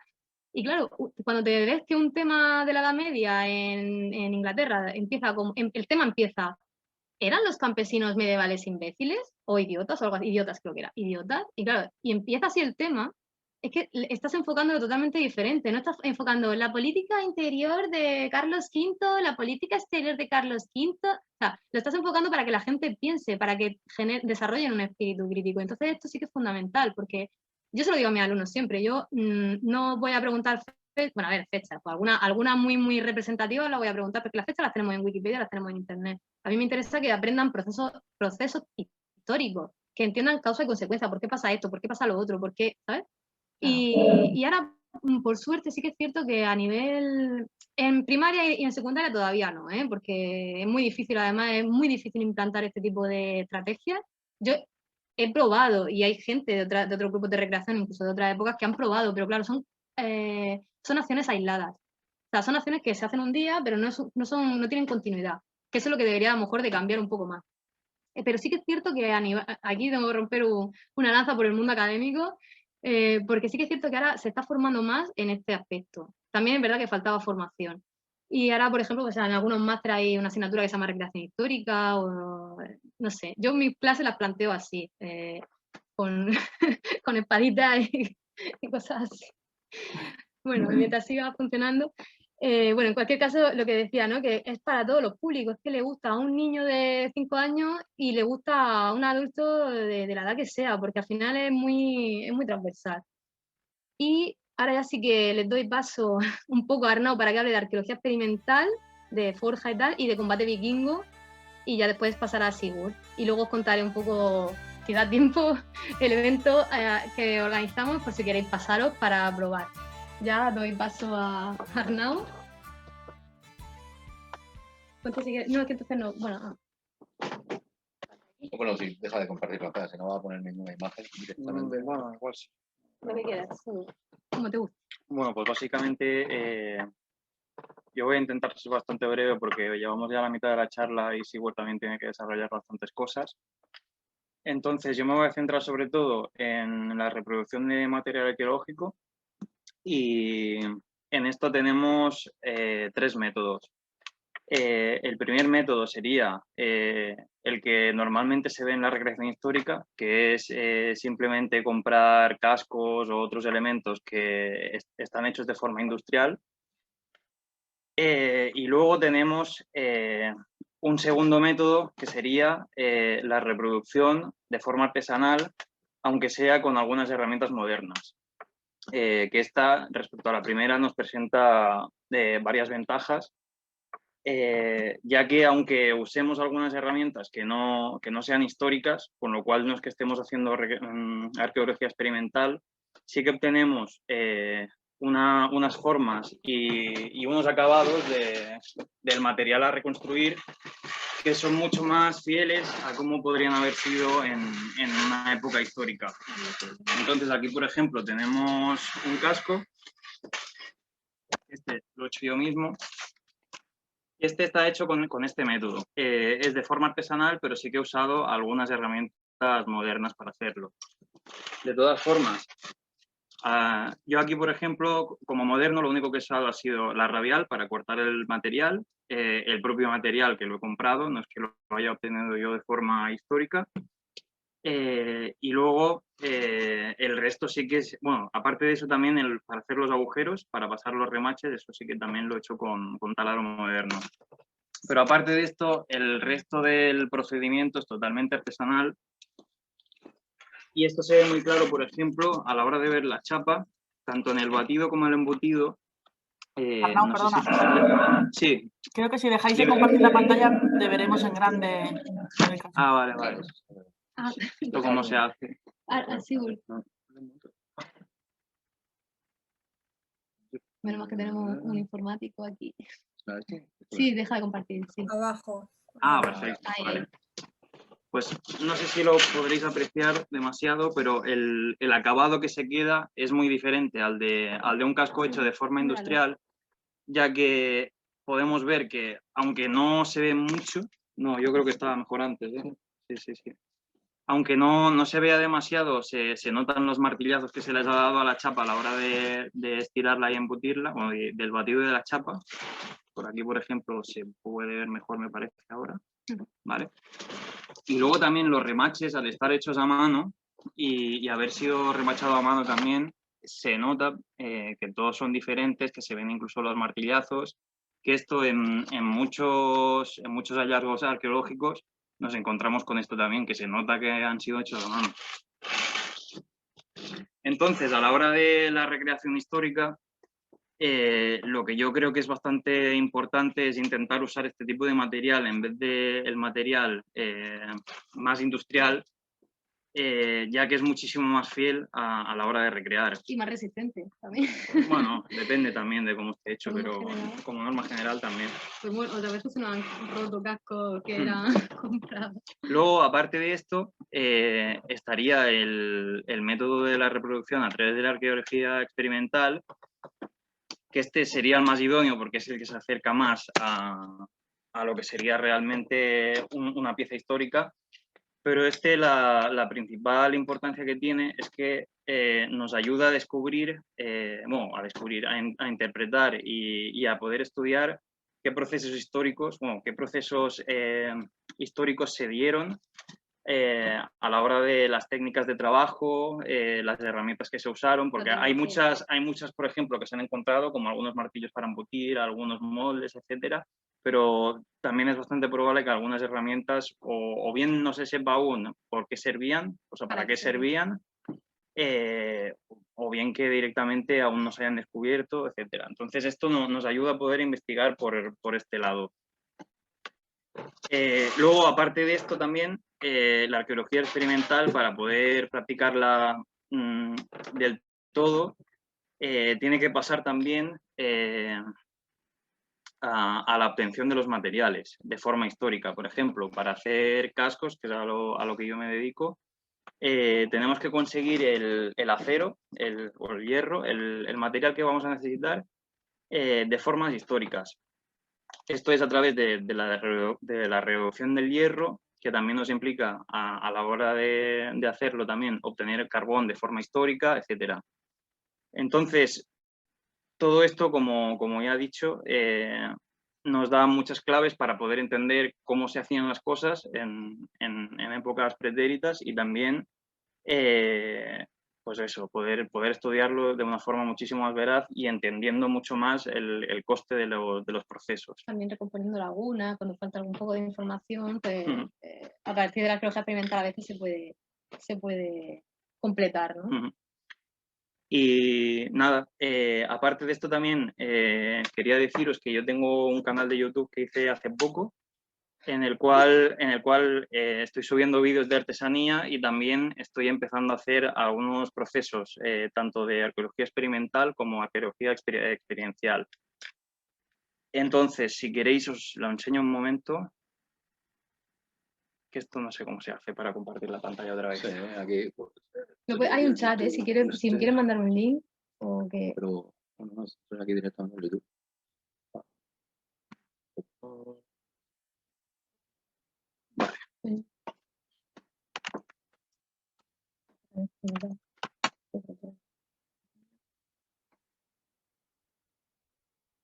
Vale.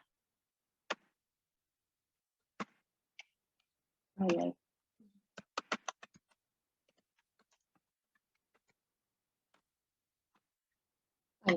Vale, este es el canal, se llama Artesanía en Fusta y Medalla.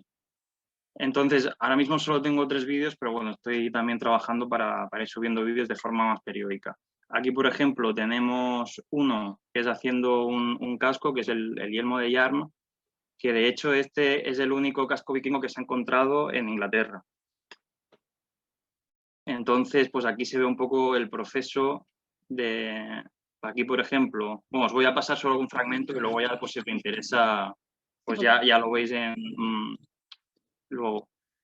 Aquí, por ejemplo, se puede ver cómo voy dándole forma a la chapa. Aquí, por ejemplo, cómo elaboro los remaches.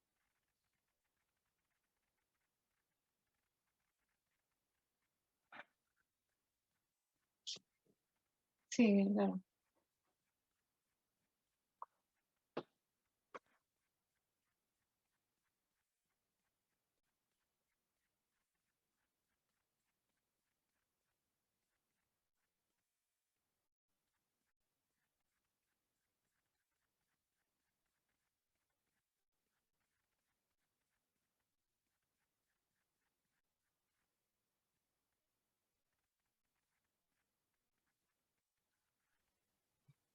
Arnau, ¿haces algún tipo de curso o algo? Pues la verdad es que sí que he dado alguna clase de forja cuando me lo han pedido y sí que si hay algún interesado sí que lo puedo hacer. Normalmente a lo que me estoy dedicando es solo a hacer pues eso, procesos de arqueología experimental o bien a trabajar de forma artesanal los cascos que me encargan y demás, pero sí que si alguien está interesado sí que se puede ver. Sí, se puede montar un grupillo. Sí. Claro. Sí. Aquí, por ejemplo, ahora se ve cómo estoy empezando a darle, bueno, a remachar lo que va a ser la base que luego a la que se le va, uy, sí, Se ha quedado pillado. a la que se le va añadiendo los otros elementos del casco. No sé por qué ha fallado. Pero bueno. No sé. Bueno, en cualquier caso, La red ahí un poco. sino que que luego la gente también que lo vea en casa si quieren. Eso,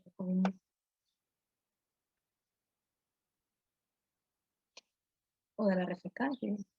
Que no sé si he sido todo. Vale, bueno. No sé si podemos señalar ahora mismo. Ah, ya está. Ah, vale, sí. La música la pilla otra vez. Sí. Bueno, si quieren ver el proceso entero, que lo...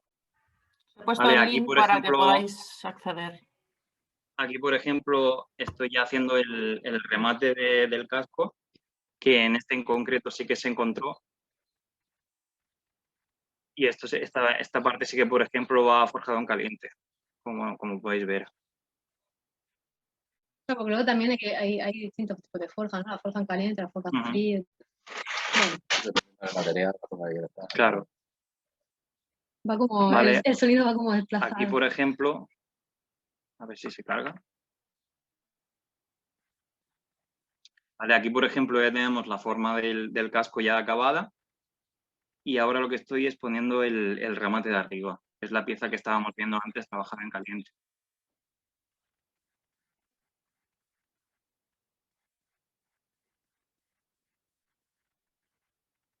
Vale, y ahora la estoy remachando por dentro.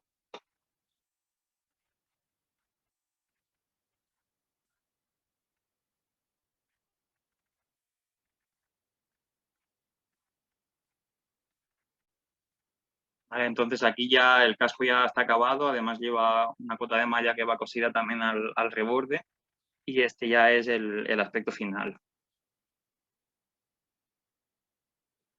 Bueno, podéis imaginar que lo que vemos en las series, en las películas, que todo el mundo, todos los medievales de la época que sea, van hasta arriba, armados hasta arriba con cota de malla, con cascos, con 20 espadas. Bueno, eso es bastante relativo, tirando a falso, porque eran bienes muy o sea, con un precio muy prohibitivo, ¿eh? O sea, era...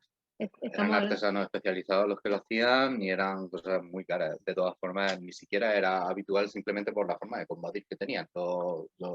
En época, al principio sobre todo, ¿no? De la era vikinga y demás. Eso conforme va sofisticándose y demás, iban entrando ya más en conflictos armados y empiezan ya a tener tropas más especializadas, pero al principio prácticamente eran gente que iba a comerciar y saquear.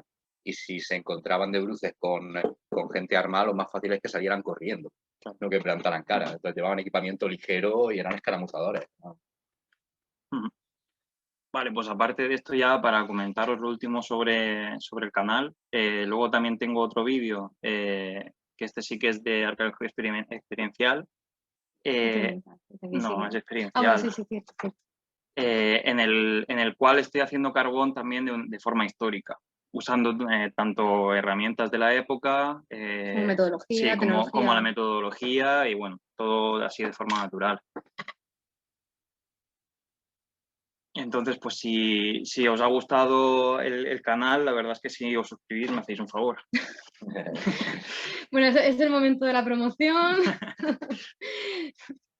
También de la hidromiel, ¿eh? Sí, bueno, Canal patrocinado por Hidromiel Azlana. La hidromiel está buenísima, que lo sepáis. No sé, bueno, imagino que de aquí ya lo habréis probado todo. Yo la había probado hace mucho tiempo, pero la he vuelto a probar ahora y, bueno, de lo mejor que he probado. Y he probado muchas hidromieles, ¿eh? Bueno, seguíamos. Faltaba la batalla.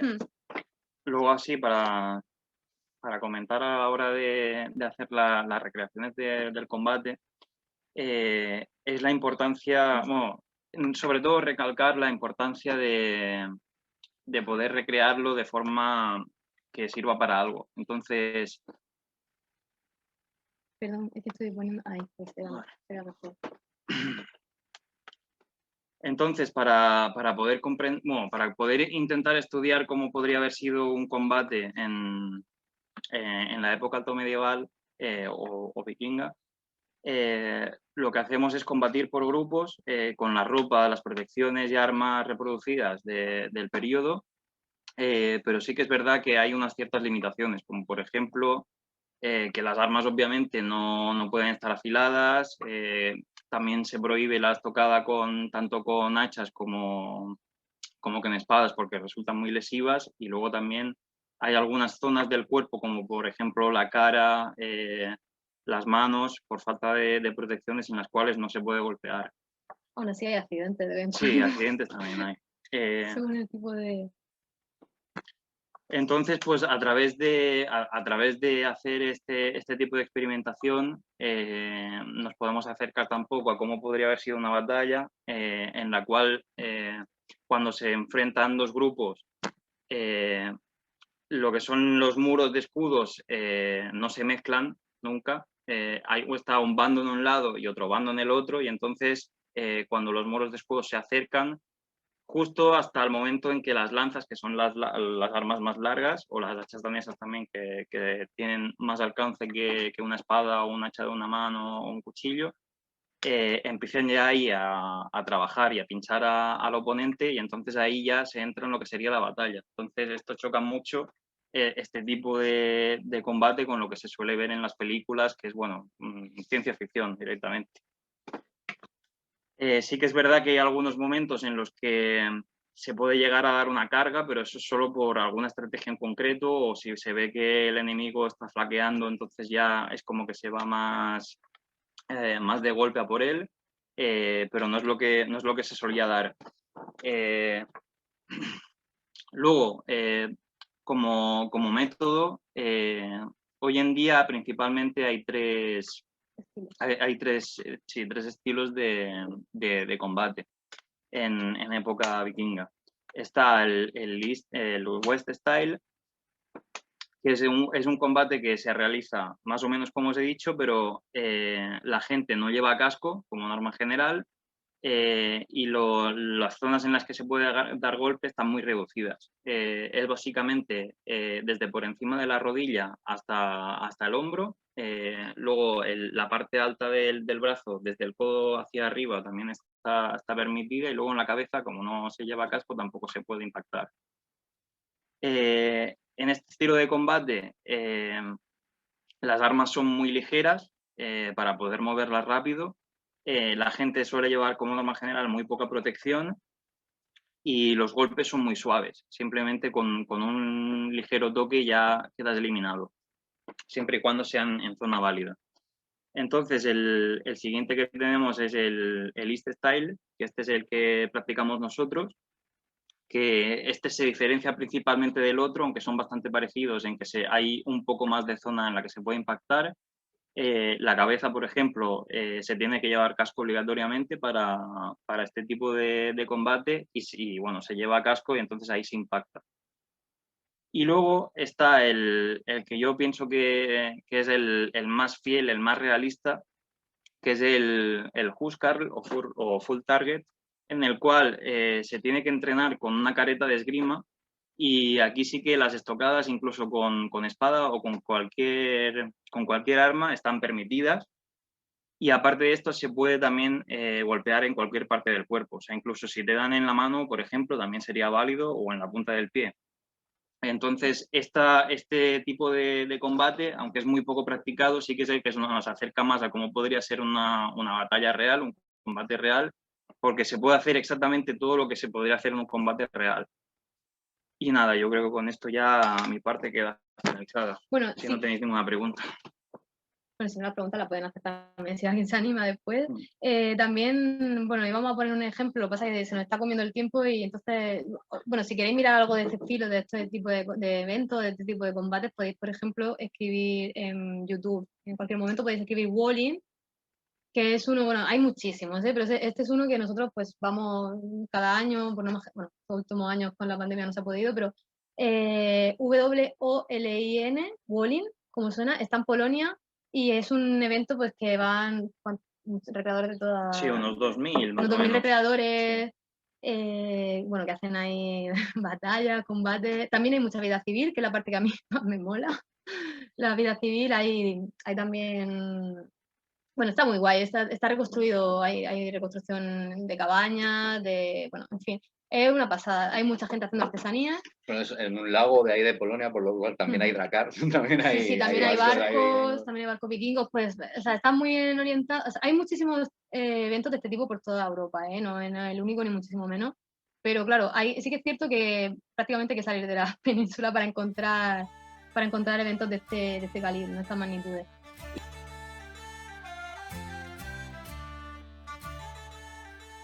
Por ejemplo, el tema gambesón. Sí, vale. Es el mítico de no se puede usar, sí, pero que sea de patrón a cuadros, de manga corta, no. Claro, ¿qué época? Vikingo. Sí, claro, pero vikingo, claro. Claro, pero es que en el siglo IX, por ejemplo, yo creo que sí que se puede empezar a usar ya. Pero, por ejemplo, si está en primera mitad del siglo IX, siglo VIII, principio de las expediciones vikingas, yo creo que en esa época eran directamente como un pregambesón. Eran simplemente las capas de fieltro, eran túnicas de fieltro, una encima de otra, pero no estaban cosidas, no era un gambesón per se. Bueno, a ver, puede ser que estuvieran cosidas, puede ser que no, ¿eh? Nosotros, lo que nosotros, vamos, Arnaud también, no sé si tiene alguna tu opinión, o sea, cada uno aquí tiene su opinión, ¿no? Pero nosotros consideramos que lo que ha dicho él, mucho tema feltrado, diferentes capas, por ejemplo, puede ser, no tiene por qué ser de lana. Lo lógico sería pensar, a ver, es que el problema que tenemos con el gambesón es que no hay un gambesón, o sea, no hay un yacimiento de el gambesón de tal. Entonces, ahí está, sí. Es que es, no, que digo que ese es el problema, porque unos dicen que sí, otros que ni de coña, otros sí, pero que sea manga corta y con cuadraditos, y dices, ¿a quién hago ahí quiero caso? llegar, sí. Claro. Sí, además conocemos el tema de la discusión igual que la lamelar, ¿eh? O sea, si están los típicos temas de... O sea, hay discusiones que cada X tiempo... Sí, el lamelar es lo de cuero, ¿no? Sí, por ejemplo... Yo eso, por ejemplo, entiendo más que es de los rus, más que los escandinavos, porque le he visto más a grupos de recreación del este de Europa que más esto. Y entonces, claro, es lo mismo, ¿a quién haces caso? O puedes llevar un yelmo germumbru y puedes llevar un lamelear, o ahí estar mezclando de un país con otro. Entonces, ahí está. Me pierdo. A ver, pues yo, por ejemplo, en esto sí que creo que para hacer una recreación adecuada realmente hay que intentar irse a las fuentes que hay y ser lo más serio posible. Entonces, con el tema de la lamelar, por ejemplo, la lamelar sí que está documentada porque las piezas de metal se han encontrado y sí que, según los expertos, está bastante claro que es de influencia oriental y que sobre todo lo llevarían eslavos y la tribu sueca de los rus. Entonces, por ejemplo, recrear con un Yermonbu, que es un casco que se ha encontrado en Noruega, y con una lamelar que sería oriental, yo pienso que no es lo más adecuado. Que esto hay que intentar no hacerlo. Y luego, aparte, volviendo al tema del gambesón, sí que es verdad que al menos hasta donde yo sé, al menos en periodo vikingo, o sea, en lo que sería reconstrucción vikinga, no hay ningún tipo de fuente de que hay algún gambesón y demás.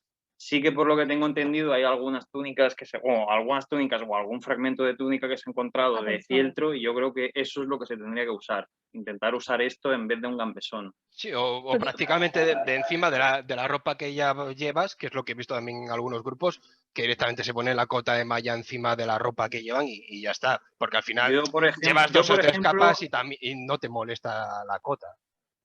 Yo, por ejemplo, lo hago así. Yo tengo una túnica de lana que no es de fieltro, pero es bastante gruesa y entonces yo me pongo directamente encima de la túnica de lana, me pongo la cota de malla. Sí que es verdad que cuando te dan golpes duele, pero algo amortigua. Bueno, a ver, también y la función realmente también de la cota de malla es pararte los cortes, que eso lleva el gambesón o no lo hace. Claro. Yo, ahora sí que voy a dar mi opinión. Decir, o sea, tenemos opiniones distintas, obviamente, porque cada uno tiene su opinión. Yo soy de las que piensan, incluso siendo la menos popular, digamos, ¿vale? Que la lamelar. A ver, yo no la utilizaría como algo muy recurrente, una lamelar de cuero estoy hablando, ¿eh? Porque evidentemente la de metal está totalmente documentada. La de cuero no está documentada porque se degrada, ¿eh? Tenemos que recordar que es un material que se degrada, el textil y el cuero es muy complicado de encontrar, es muy difícil. Yo he excavado, es dificilísimo. Y además, hablando con, creo que era la directora del Museo de Dinamarca, porque, bueno, cuando hicimos un evento en Alicante de una exposición que organizaban ellos, estuvimos hablando de este tema. Mi opinión, como historiadora del arte además, es que lo que existe no es la opinión de o sea, no es la tendencia, ¿eh? O sea, la gente es, no, si no es de metal no vale. De hecho, Arnaud opina igual, opina así. Pero yo creo que si no es, o sea, si es de cuero, siempre y cuando no se abuse, o sea, si estamos hablando de un grupo de 10 personas y hay 10 de cuero, no. Pero si estamos hablando que de un grupo de 10 personas hay 1 o 2 de cuero, yo no lo veo mal. Siempre y cuando sea la misma tipología que la de metal. ¿Por qué? Porque todo lo que se fabrica en metal se puede fabricar en cuero y tiene sentido, porque además, quien no tiene accesibilidad al metal, que es muchísimo más caro, si puede se va a hacer una de cuero, que también es caro, ¿eh? El cuero también es caro porque hay un proceso, o sea, es caro también, pero es mucho menos caro y prohibitivo que el metal. En ese sentido, es mi opinión. Ya te digo que no es o sea, si lo dices por ir a un evento, la gente, como siempre, se posiciona mucho en no, si no se ha encontrado, no. Vale, ya, es que si no se ha encontrado, o sea, tenemos que ser fieles a la fuente. Yo soy muy, o sea, yo os lo he dicho, fiel a la fuente, si lo podemos hacer nosotros, mejor. Pero también el hecho de no recrear algo porque no se haya encontrado, cuando tenemos analogías estilísticas, es un error, en mi opinión. Entonces, ahí está un poco las dos vertientes. Siempre y cuando no se abuse y que se especifique muy bien por qué se utiliza, se justifique bien, yo creo, y respecto al gambesón, lo que decía Arnaud, respecto al gambesón, yo considero que habría gambesones, claro que sí, porque además tenemos otras prendas que son, digamos, entre comillas, con la misma utilidad, por ejemplo, en el mundo griego, ¿no? En el mundo grecolatino, en el notoras, etcétera, son prendas de varias capas de lino, o sea, es una prenda que se utiliza para amortiguar golpes. Entonces, ¿es una prenda que existiría? Yo creo que sí. El típico gambesón, que a veces nosotros también lo hemos llevado, ¿eh? El típico gambesón este de Battle Merchant, tal, no.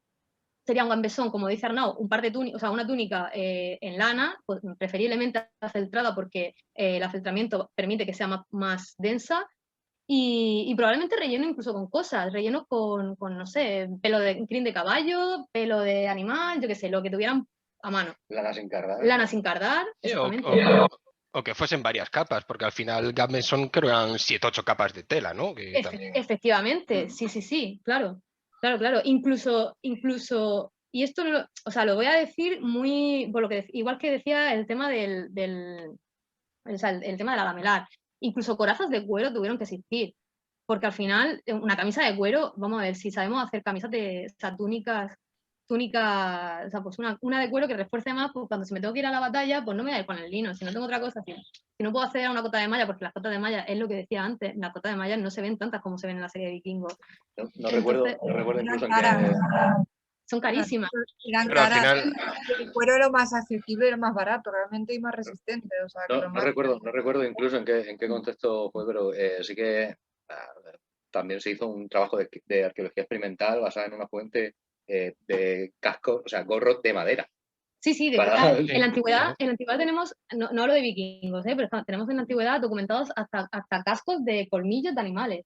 O sea, tenemos cascos de colmillos de animales, tenemos cascos en la antigüedad clásica. Esto también es otra batalla en la antigüedad clásica, ¿no? Los íberos, por ejemplo, o después de los íberos. Casco de cuero sí, casco de cuero no. Pues hombre, a ver, si existe de metal, o sea, vale, de acuerdo, es que depende cómo nos pongamos, pero yo tengo mi opinión, y mi opinión es que a ver, hay que intentar recrear lo que está documentado, pero a veces hay lagunas, por lo que digo, porque es que el cuero no se conserva. Muy difícil, o sea, se puede conservar cuero de una turbera. En España, cuero, nada. Bueno, por lo menos muy poquísimo. De tema de textil, yo de alto medieval no conozco nada, llevo años trabajando el textil. sea, conozco pues, de época ibera un fragmento que se quemó aquí en el Cigarralejo Murcia, que se quemó en una sepultura, o sea, en una cremación, y por eso se ha conservado. Pero es muy complicado los materiales orgánicos. Entonces, en mi opinión, el gambesón, si tú vas a hacer recreación, si te lo puedes hacer tú o encargárselo a alguien que te lo haga, pues eso, con 2 capas de lana, con relleno de lo que sea. Y el tema del alamelar, pues sí puede ser preferiblemente de metal, si no de cuero. Yo veo que el cuero sería correcto siempre y cuando las dimensiones de las placas y todo esto se equivalgan a las de metal. Pero claro, la gente de recreación, ahí ya te vas a encontrar de todo. Porque habrá gente que diga, no, es Claro, imposible. porque tenéis o sabéis creo que hay varios festivales que te ponen unos códigos de vestimenta, tienes para vestir, para guerrero, para mujer, y tienes esta forma de vestir, esta, y te dicen, bueno, esto permitido, esto no, esto sí, esto, bueno, le dejamos, esto si no se ve, ¿vale? ¿Tenéis alguno así que podéis recomendar? A ver, en este sentido también yo te diría que precisamente fueses a lo más polivalente y barato, que suele ser además lo más barato. O sea, empezar siempre por lo menos conflictivo, y que eso es lo que te digo. O sea, por ejemplo, una lamelar es carísima, pero sin embargo una cota de malla ya es un poco más económica. Claro, la cota de malla es mucho más difícil, ya que se pongan quisquillosos con que si la anilla es plana, redonda y demás, pero también, oye, si la puedes enfocar por donde sea, mira, pues mejor, me espero a tener un poco más de documentación para pillarme la cota de malla, o saber a qué tipo de evento voy a participar, si van a exigir que la cota vaya remachada o no, si quieren la anilla plana o redonda, y lo que voy a hacer va a ser, por ejemplo, eso, la túnica de fieltro. La túnica de fieltro va a valer siempre. Claro, por ejemplo, eso sí. Ir equipándote, así escalando siempre un poco con lo que va a ser. Tengo equipación porque hace unos años estuve con unos chicos de Vitoria que hacíamos algunos mercados medievales y demás. No sé si os suena Skoldal Clan o por viajeros de Arcadia. Sí, los conocemos. Vale, entonces estuve con ellos un tiempo y claro, al final, aparte lo que hacíamos era un combate que no era coreografiado, no nos pegamos aquí, pero las hostias como, bueno, y los accidentes ya sabes cómo va esto. Claro, por ejemplo, las cotas de malla eran hechas por nosotros, ya normal y sin remachar ni nada. Yo tenía una cota de malla de 22 kilos, o sea, eso era una salvajada. Y hecha a mano por ti. O sea, pues sí, 6 meses por lo menos. No, entre 3 colegas hicimos 3 hace años para disfrazarnos de Urujai en carnaval. Y luego las alargamos un poco más, tipo pues casi hasta la rodilla, media pierna, yo creo. Y bueno, como manga corta, eso sí. Y ahora mismo tengo una porque esa la dejé allí con ellos, y el año pasado en el confinamiento me hice una por estar aburrido y dije voy a hacer una cota de malla. Está un poco cutrecilla, sobre todo lo que es el sobaco y demás, que es donde es más difícil igual cerrarla.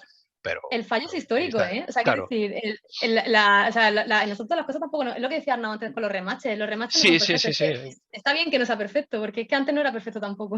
Sí, yo tengo un escudo y el Lumbo le he puesto remaches antiguos que tenía por ahí de mi abuelo, de estos que se hacía antes en fragua. Bueno. Digo, no vas a poner como ves en algunos que llevan un tornillo de cabeza plana y no sé qué, no, tío, pones esto y da más el pego. Y luego, mira, otra duda sí que tenía bastante sobre el tema de los cascos, es que, claro, veo mucho el gelmumbro, por lo tanto, sé que se descubrió con la cota de malla en la parte de atrás solo. Luego, por ejemplo, el casco que ha enseñado Arnau lleva hasta más o menos la altura de los ojos la cota de malla, la protección.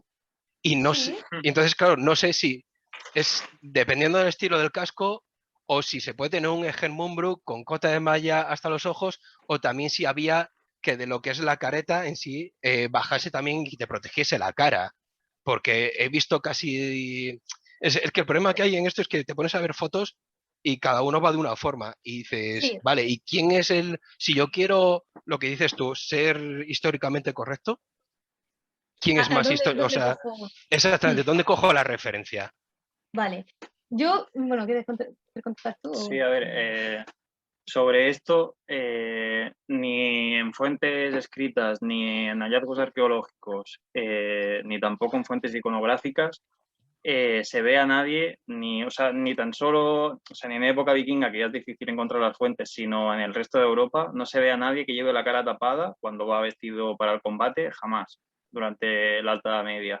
Entonces, esto en concreto, este casco, yo es que lo tengo preparado así, porque yo me llevaba ya muchas hostias en la cara, luchando. Entonces, bueno, no sé si se verá, pero bueno, en la cara llevo bastantes puntos. Lleva 7 puntos. Sí, con las lanzas con una lanza te rompes fácilmente una nariz, eso lo sabemos todos. Sí.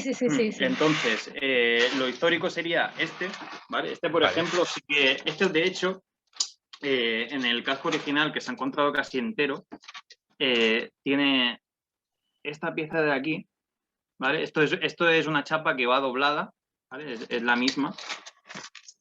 Por aquí dentro sí, ya me imagino que luego va remachada. Y entonces, por aquí dentro pasa esto de aquí que se ve, esto es un alambre. Este alambre lo que hace es sujetar la cota de malla, ¿vale? Y entonces, en este casco se encontró gran parte de la cota de malla y esta, por ejemplo, no lleva ninguna protección en la cara. Entonces, en iconografía también se ve igual.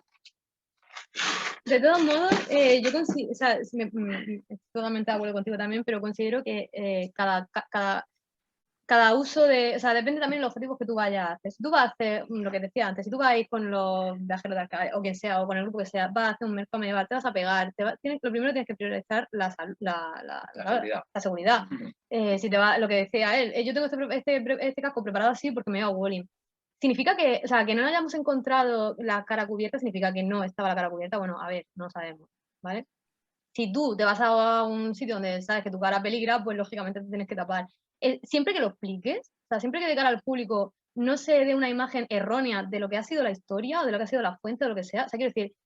Sí, que es una pequeña charla antes del combate, llevamos estos guantes de cuero para protegernos de no rompernos esto, un brazal de cuero que normalmente pues no ves en una presentación vikinga con guantes y brazal, más que en películas y demás que van todos puestísimos de cuero y de pieles por todos lados, pero vamos.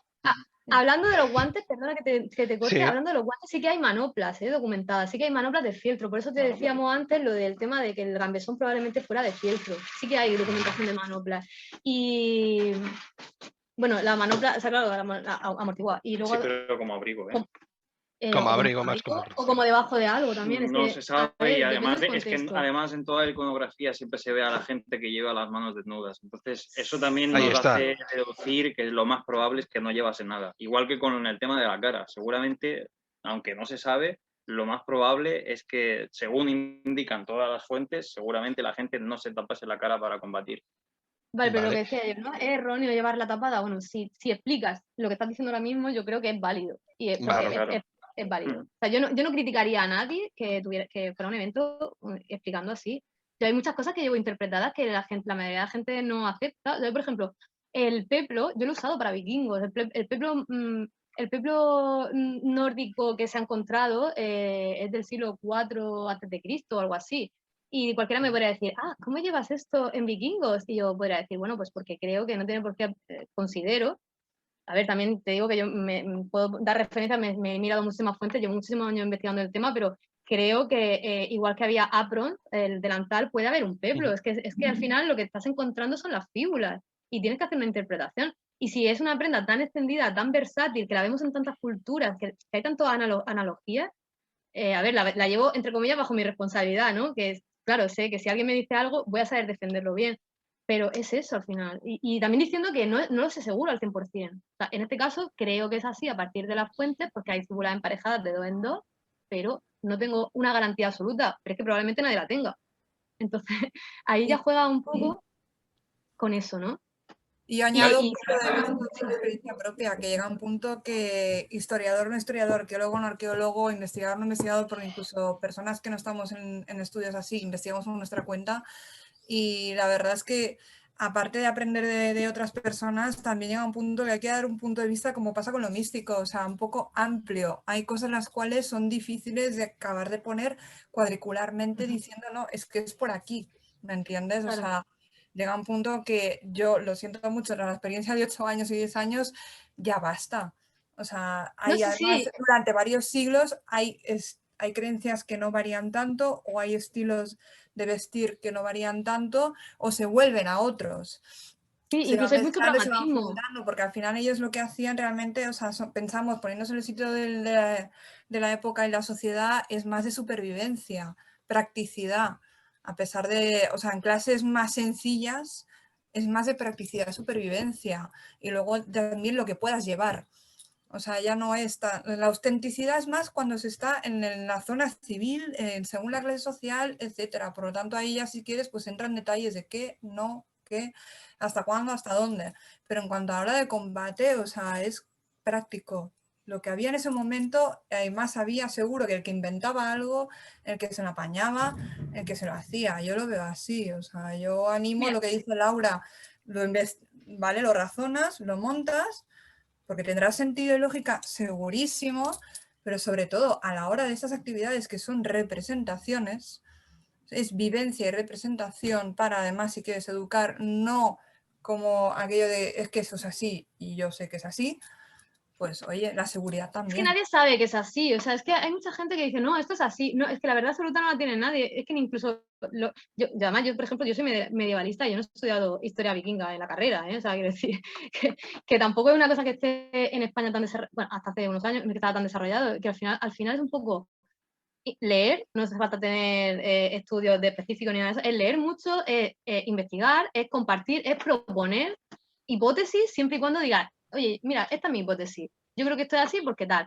siempre y cuando no digas, no, yo lo llevo porque me da la gana.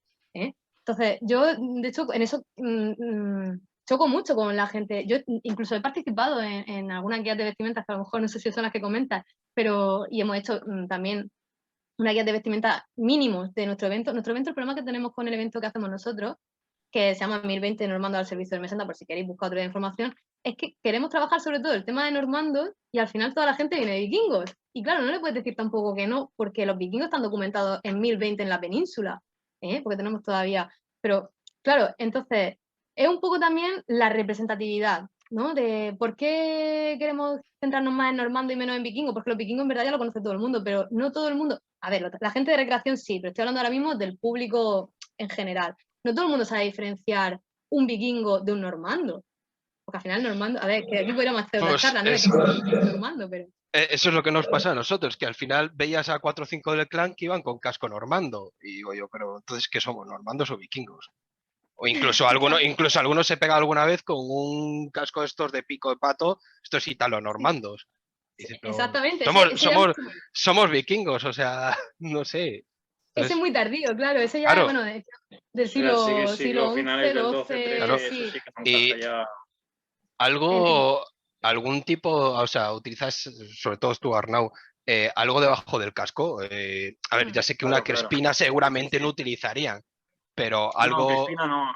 Yo lo que tengo es como una especie de forro que bueno, yo lo he hecho con un par de capas de lana, de paño de lana, y dentro lo que llevo son un par más de capas de manta de lana, que es para amortiguar lo que, bueno, esto por ejemplo, yo lo tengo hecho así porque es como lo pude hacer, porque yo no trabajo de fieltro, pero esto muy probablemente también se podría hacer incluso con una pieza de fieltro que tenga la forma del forro y que ya te valga, pero sí que es cierto que aunque lleves almófar o no lo lleves, porque también dependiendo de la cultura y eso sí que se puede pensar que algunos llevan o almófar o directamente la cota de malla que va a la cabeza unida a la cota de malla del cuerpo, o bien otros cascos como estos dos que os he presentado aquí, que por la forma que tienen y porque se han encontrado trozos de cota de malla, se sabe que llevaban la cota de malla puesta al casco y la del cuerpo iría independiente. Pero bueno, aún así, sí que algo se tiene que llevar, independientemente de que lleves almófar o no. Sí, porque si tú te pones, por ejemplo, un gorro de lana y luego te pones el almófar y luego encima el casco, si te dan un golpe, se te clava la cota de malla igualmente. Entonces hay que llevar algo gordo. Sí, eso ya por experiencia lo sé, y más que nada por saber un poco, a ver qué era lo que utilizabas. Y también, mira, justo lo has dicho, otra vez de mis dudas era el uso del almófar, porque he visto gente que sí, gente que no, hablando, hablando en términos de representación vikinga, ¿vale? Porque ya sabemos que luego en otros siglos ya se empieza a utilizar y demás. Más o menos yo creo que esas mis dudas. O sea, el tema del casco un poco que ponerte debajo, porque si no duele. Yo me he llevado varios espadazos y claro, pero sí, nosotros llevamos un almofar, llevamos una crespina que como lo único que se ve es cuando lo que te atas debajo de la papada y llevas el almofar no se ve. Entonces, bueno, pues, claro. como queda escondido, pues bueno. Pero claro, tampoco sabía si realmente un almofar podías llevar. Y digo, vale, si no llevo almofar porque igual no es tan correcto llevarlo en esa época, una crespina se me va a ver que llevo ahí algo atado, que me pongo arriba y sobre todo porque aparte ya sabéis que los cascos te puede estar bien de cabeza, de circunferencia, pero luego el nasal te puede estar aplastando la nariz. Y si te pillas uno que te libera la nariz, te va a bailar arriba. Y dices, vale, ¿qué hago? Esto también, en concreto, lo del nasal, también tiene mucho que ver con lo que he comentado al principio de lo que son los cascos hechos de forma industrial, que hay muchos que la forma del nasal no es correcta.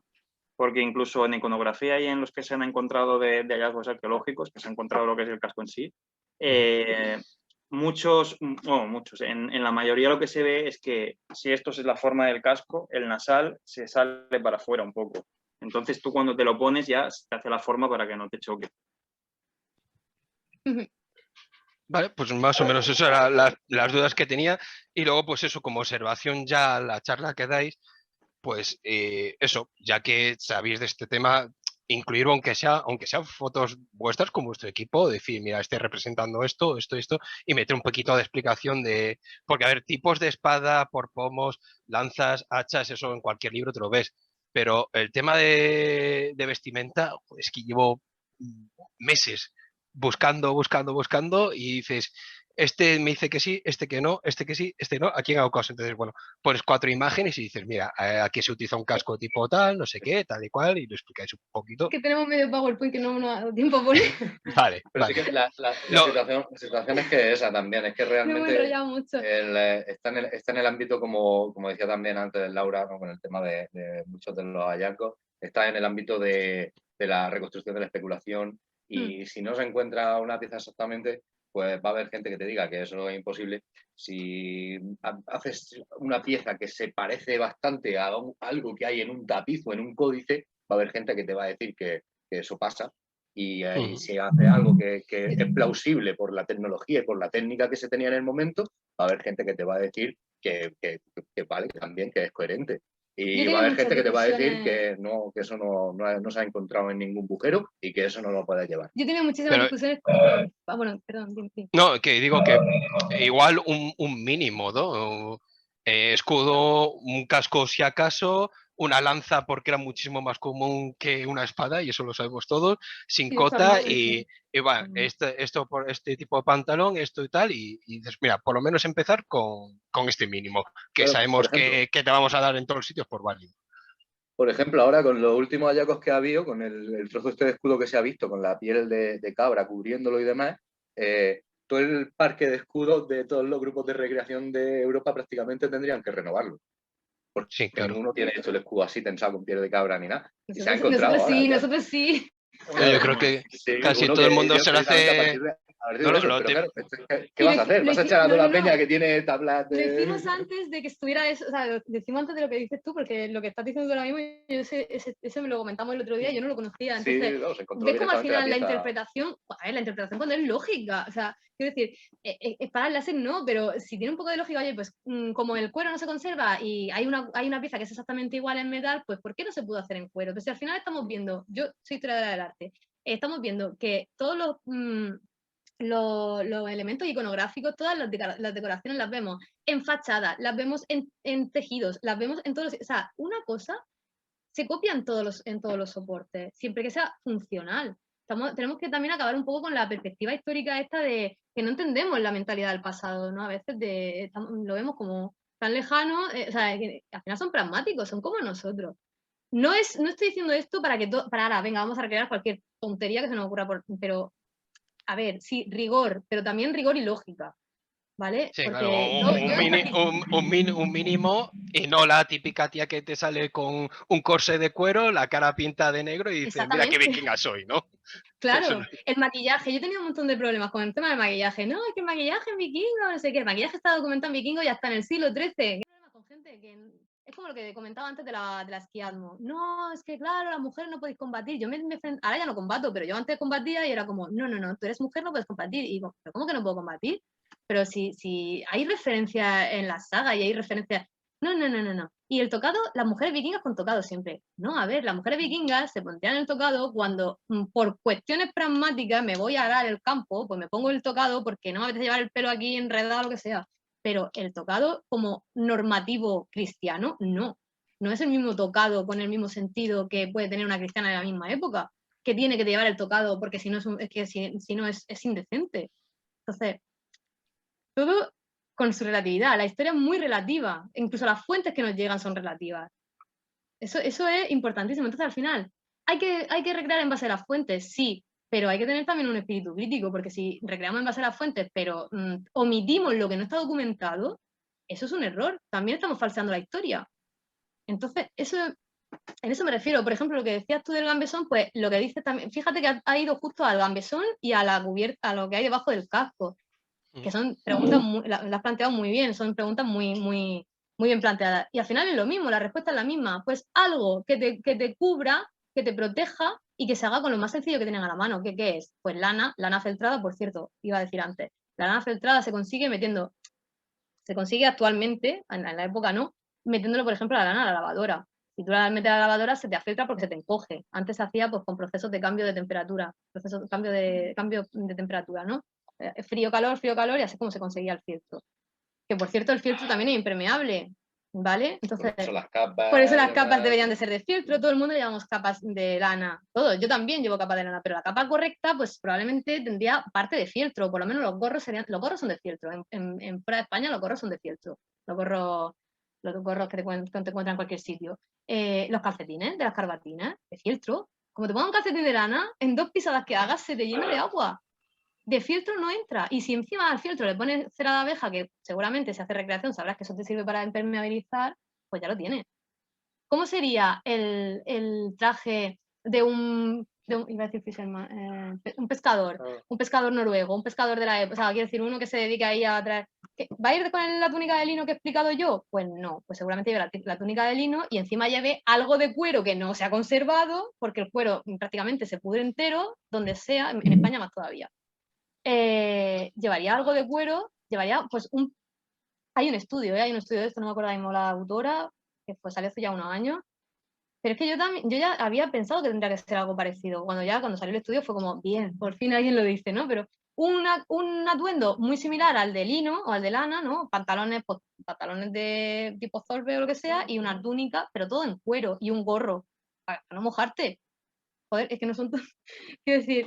Claro, lo que pasa es que el cuero pues, no se encuentra.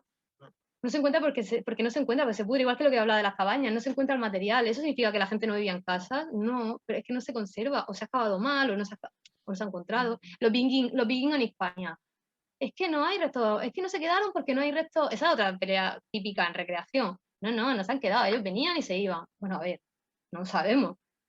No lo sabemos. No, es que no se han encontrado cabañas ni yacimientos vikingos. Ya, bueno, ni lo vas a encontrar, porque si te pones yo he excavado Edad Media y es que este tipo de cabaña no lo vas a encontrar. O sea, ojalá lo encuentren algún día, pero... Crónicas musulmanes ahí de vikingos que se quedaron, pero porque lo apresaron y se metieron. Sí, ¿no? Y luego también yo he leído alguna cosa de que se ponen a hacer queso y no sé qué. Que se convirtieron en afamados quesadores en Sevilla. Sí, pero eso significa nada más que pasó en Sevilla, ¿no? Pues probablemente se quedaron más de uno y probablemente en el norte, en Galicia, donde han ido tantas veces y ya ha habido tantísimas incursiones, han estado más tiempo. Ha habido campamentos. ¿Van a encontrar un poblado vikingo? Pues lo dudo muchísimo que lo encuentren. Porque ni se va a excavar si se excava. O sea, o no lo van a saber identificar, o no se va a excavar, o si se excava no va a interesar. Entonces, a nosotros nos interesa mucho el tema vikingo, pero la arqueología rural, es que esa es la otra parte de la charla, pero la arqueología rural es muy complicada. Nada más que tenemos la tafonomía, nada más que tenemos los negativos de las cosas. Entonces, eso... A la hora de reconstruir es muy complejo. Es complicado. Hay que tirar mucho de hipótesis, de estudios analógicos, de estudios comparativos, También ver mucho fuera de España, porque claro, ahí hay otro nivel de arqueología también, hay otro nivel, llevan muchos más años que nosotros recreando. Aquí el recreador más experimentado no tiene más de 10 o 15 años. Sí, más o menos por lo que he visto, sí, es como dices, es que no... Aquí eso coincides con algún grupo y tal, y cuando le planteas a veces estas dudas, tiene las mismas dudas que tú, prácticamente. Y Claro. entonces dices, bueno, pues por eso digo, bueno, a ver si en la charla puedo hacer alguna pregunta y a ver si me podéis esclarecer alguna de estas dudas, que además, si ahora habéis fijado, que son las míticas, que siempre están como en discusión. Luego hay otra que es el hacha de 2 manos. Eso también es muy típica. El hacha de 2 manos sí, o el hacha de manos no, hasta que la guarda varega, el hacha de 2 manos no. Pero vamos a ver, ¿va a existir un cuerpo de élite de un día para otro? O sea, ¿de un día para otro se va a formar un cuerpo de élite? No. O sea, yo creo que el hacha de 2 manos, a ver, yo no soy una gran experta en armamento militar, pero de un día para otro sé que las cosas no salen. Entonces también un poco de lógica y sentido común, ¿no? No entiendo muy bien. No, el tema del hacha de mano, aunque había una discusión, a lo mejor ya no está de moda en el mundo de la recreación, pero hace muchos años había una discusión de ¿hacha de mano sí o no? No, solamente si recreamos varegos. Pero hacha de manos te refieres el hacha larga. Hacha danesa. Hacha danesa. Vale. Y era todo el mundo, no, si no se recrea varegos, no. O si no se sabe, era como, hostia, a ver, sí, los varegos son del siglo XI, pero el hacha a 2 manos no puede ser que de repente haya un cuerpo de élite de un día para otro. O sea, tiene que haber un antecedente, ¿no? Por lo menos es mi opinión, no digo que sea la correcta, pero es mi opinión.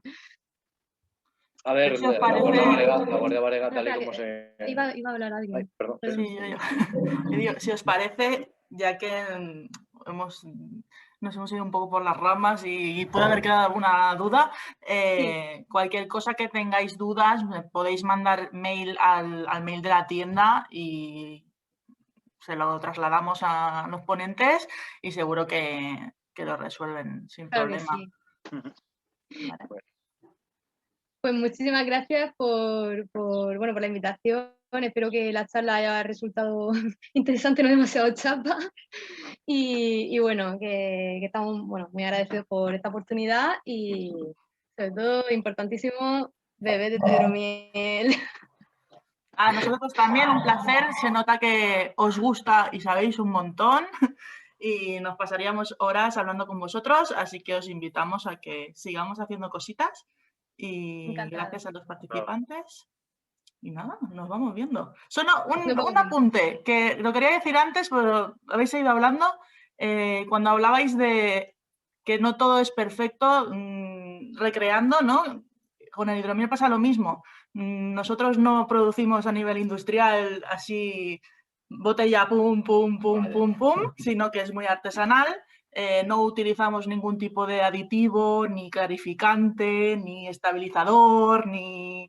Bueno, muchos polvitos mágicos que utilizan muchos productores, que es otro tipo de producto, igual que te puedes comprar un casco en una tienda online o lo puedes hacer tú. Pues nosotros somos de los que no, de los artesanales. De los que no hacéis vosotros. Eso también está en el hidromiel y quería aprovechar para... Y se nota la diferencia. Yo, o sea, ya no por peloteo ni nada de eso, pero sí que es verdad que yo he probado muchas hidromieles y aquí también hay más de uno que sabe hacer hidromiel y la hidromiel que hemos probado está exquisita. O sea, se nota que no tiene aditivo. Se nota pues mucho, nada. Bueno, muchas gracias y salud, que yo no he dicho nada en todo esto. No sé ni dónde estoy. Y encantado de haberos conocido, aunque sea por el chat este. Gracias a vosotros. Igualmente. Un abrazo y Scal. Scal. Nos vamos viendo. Adiós.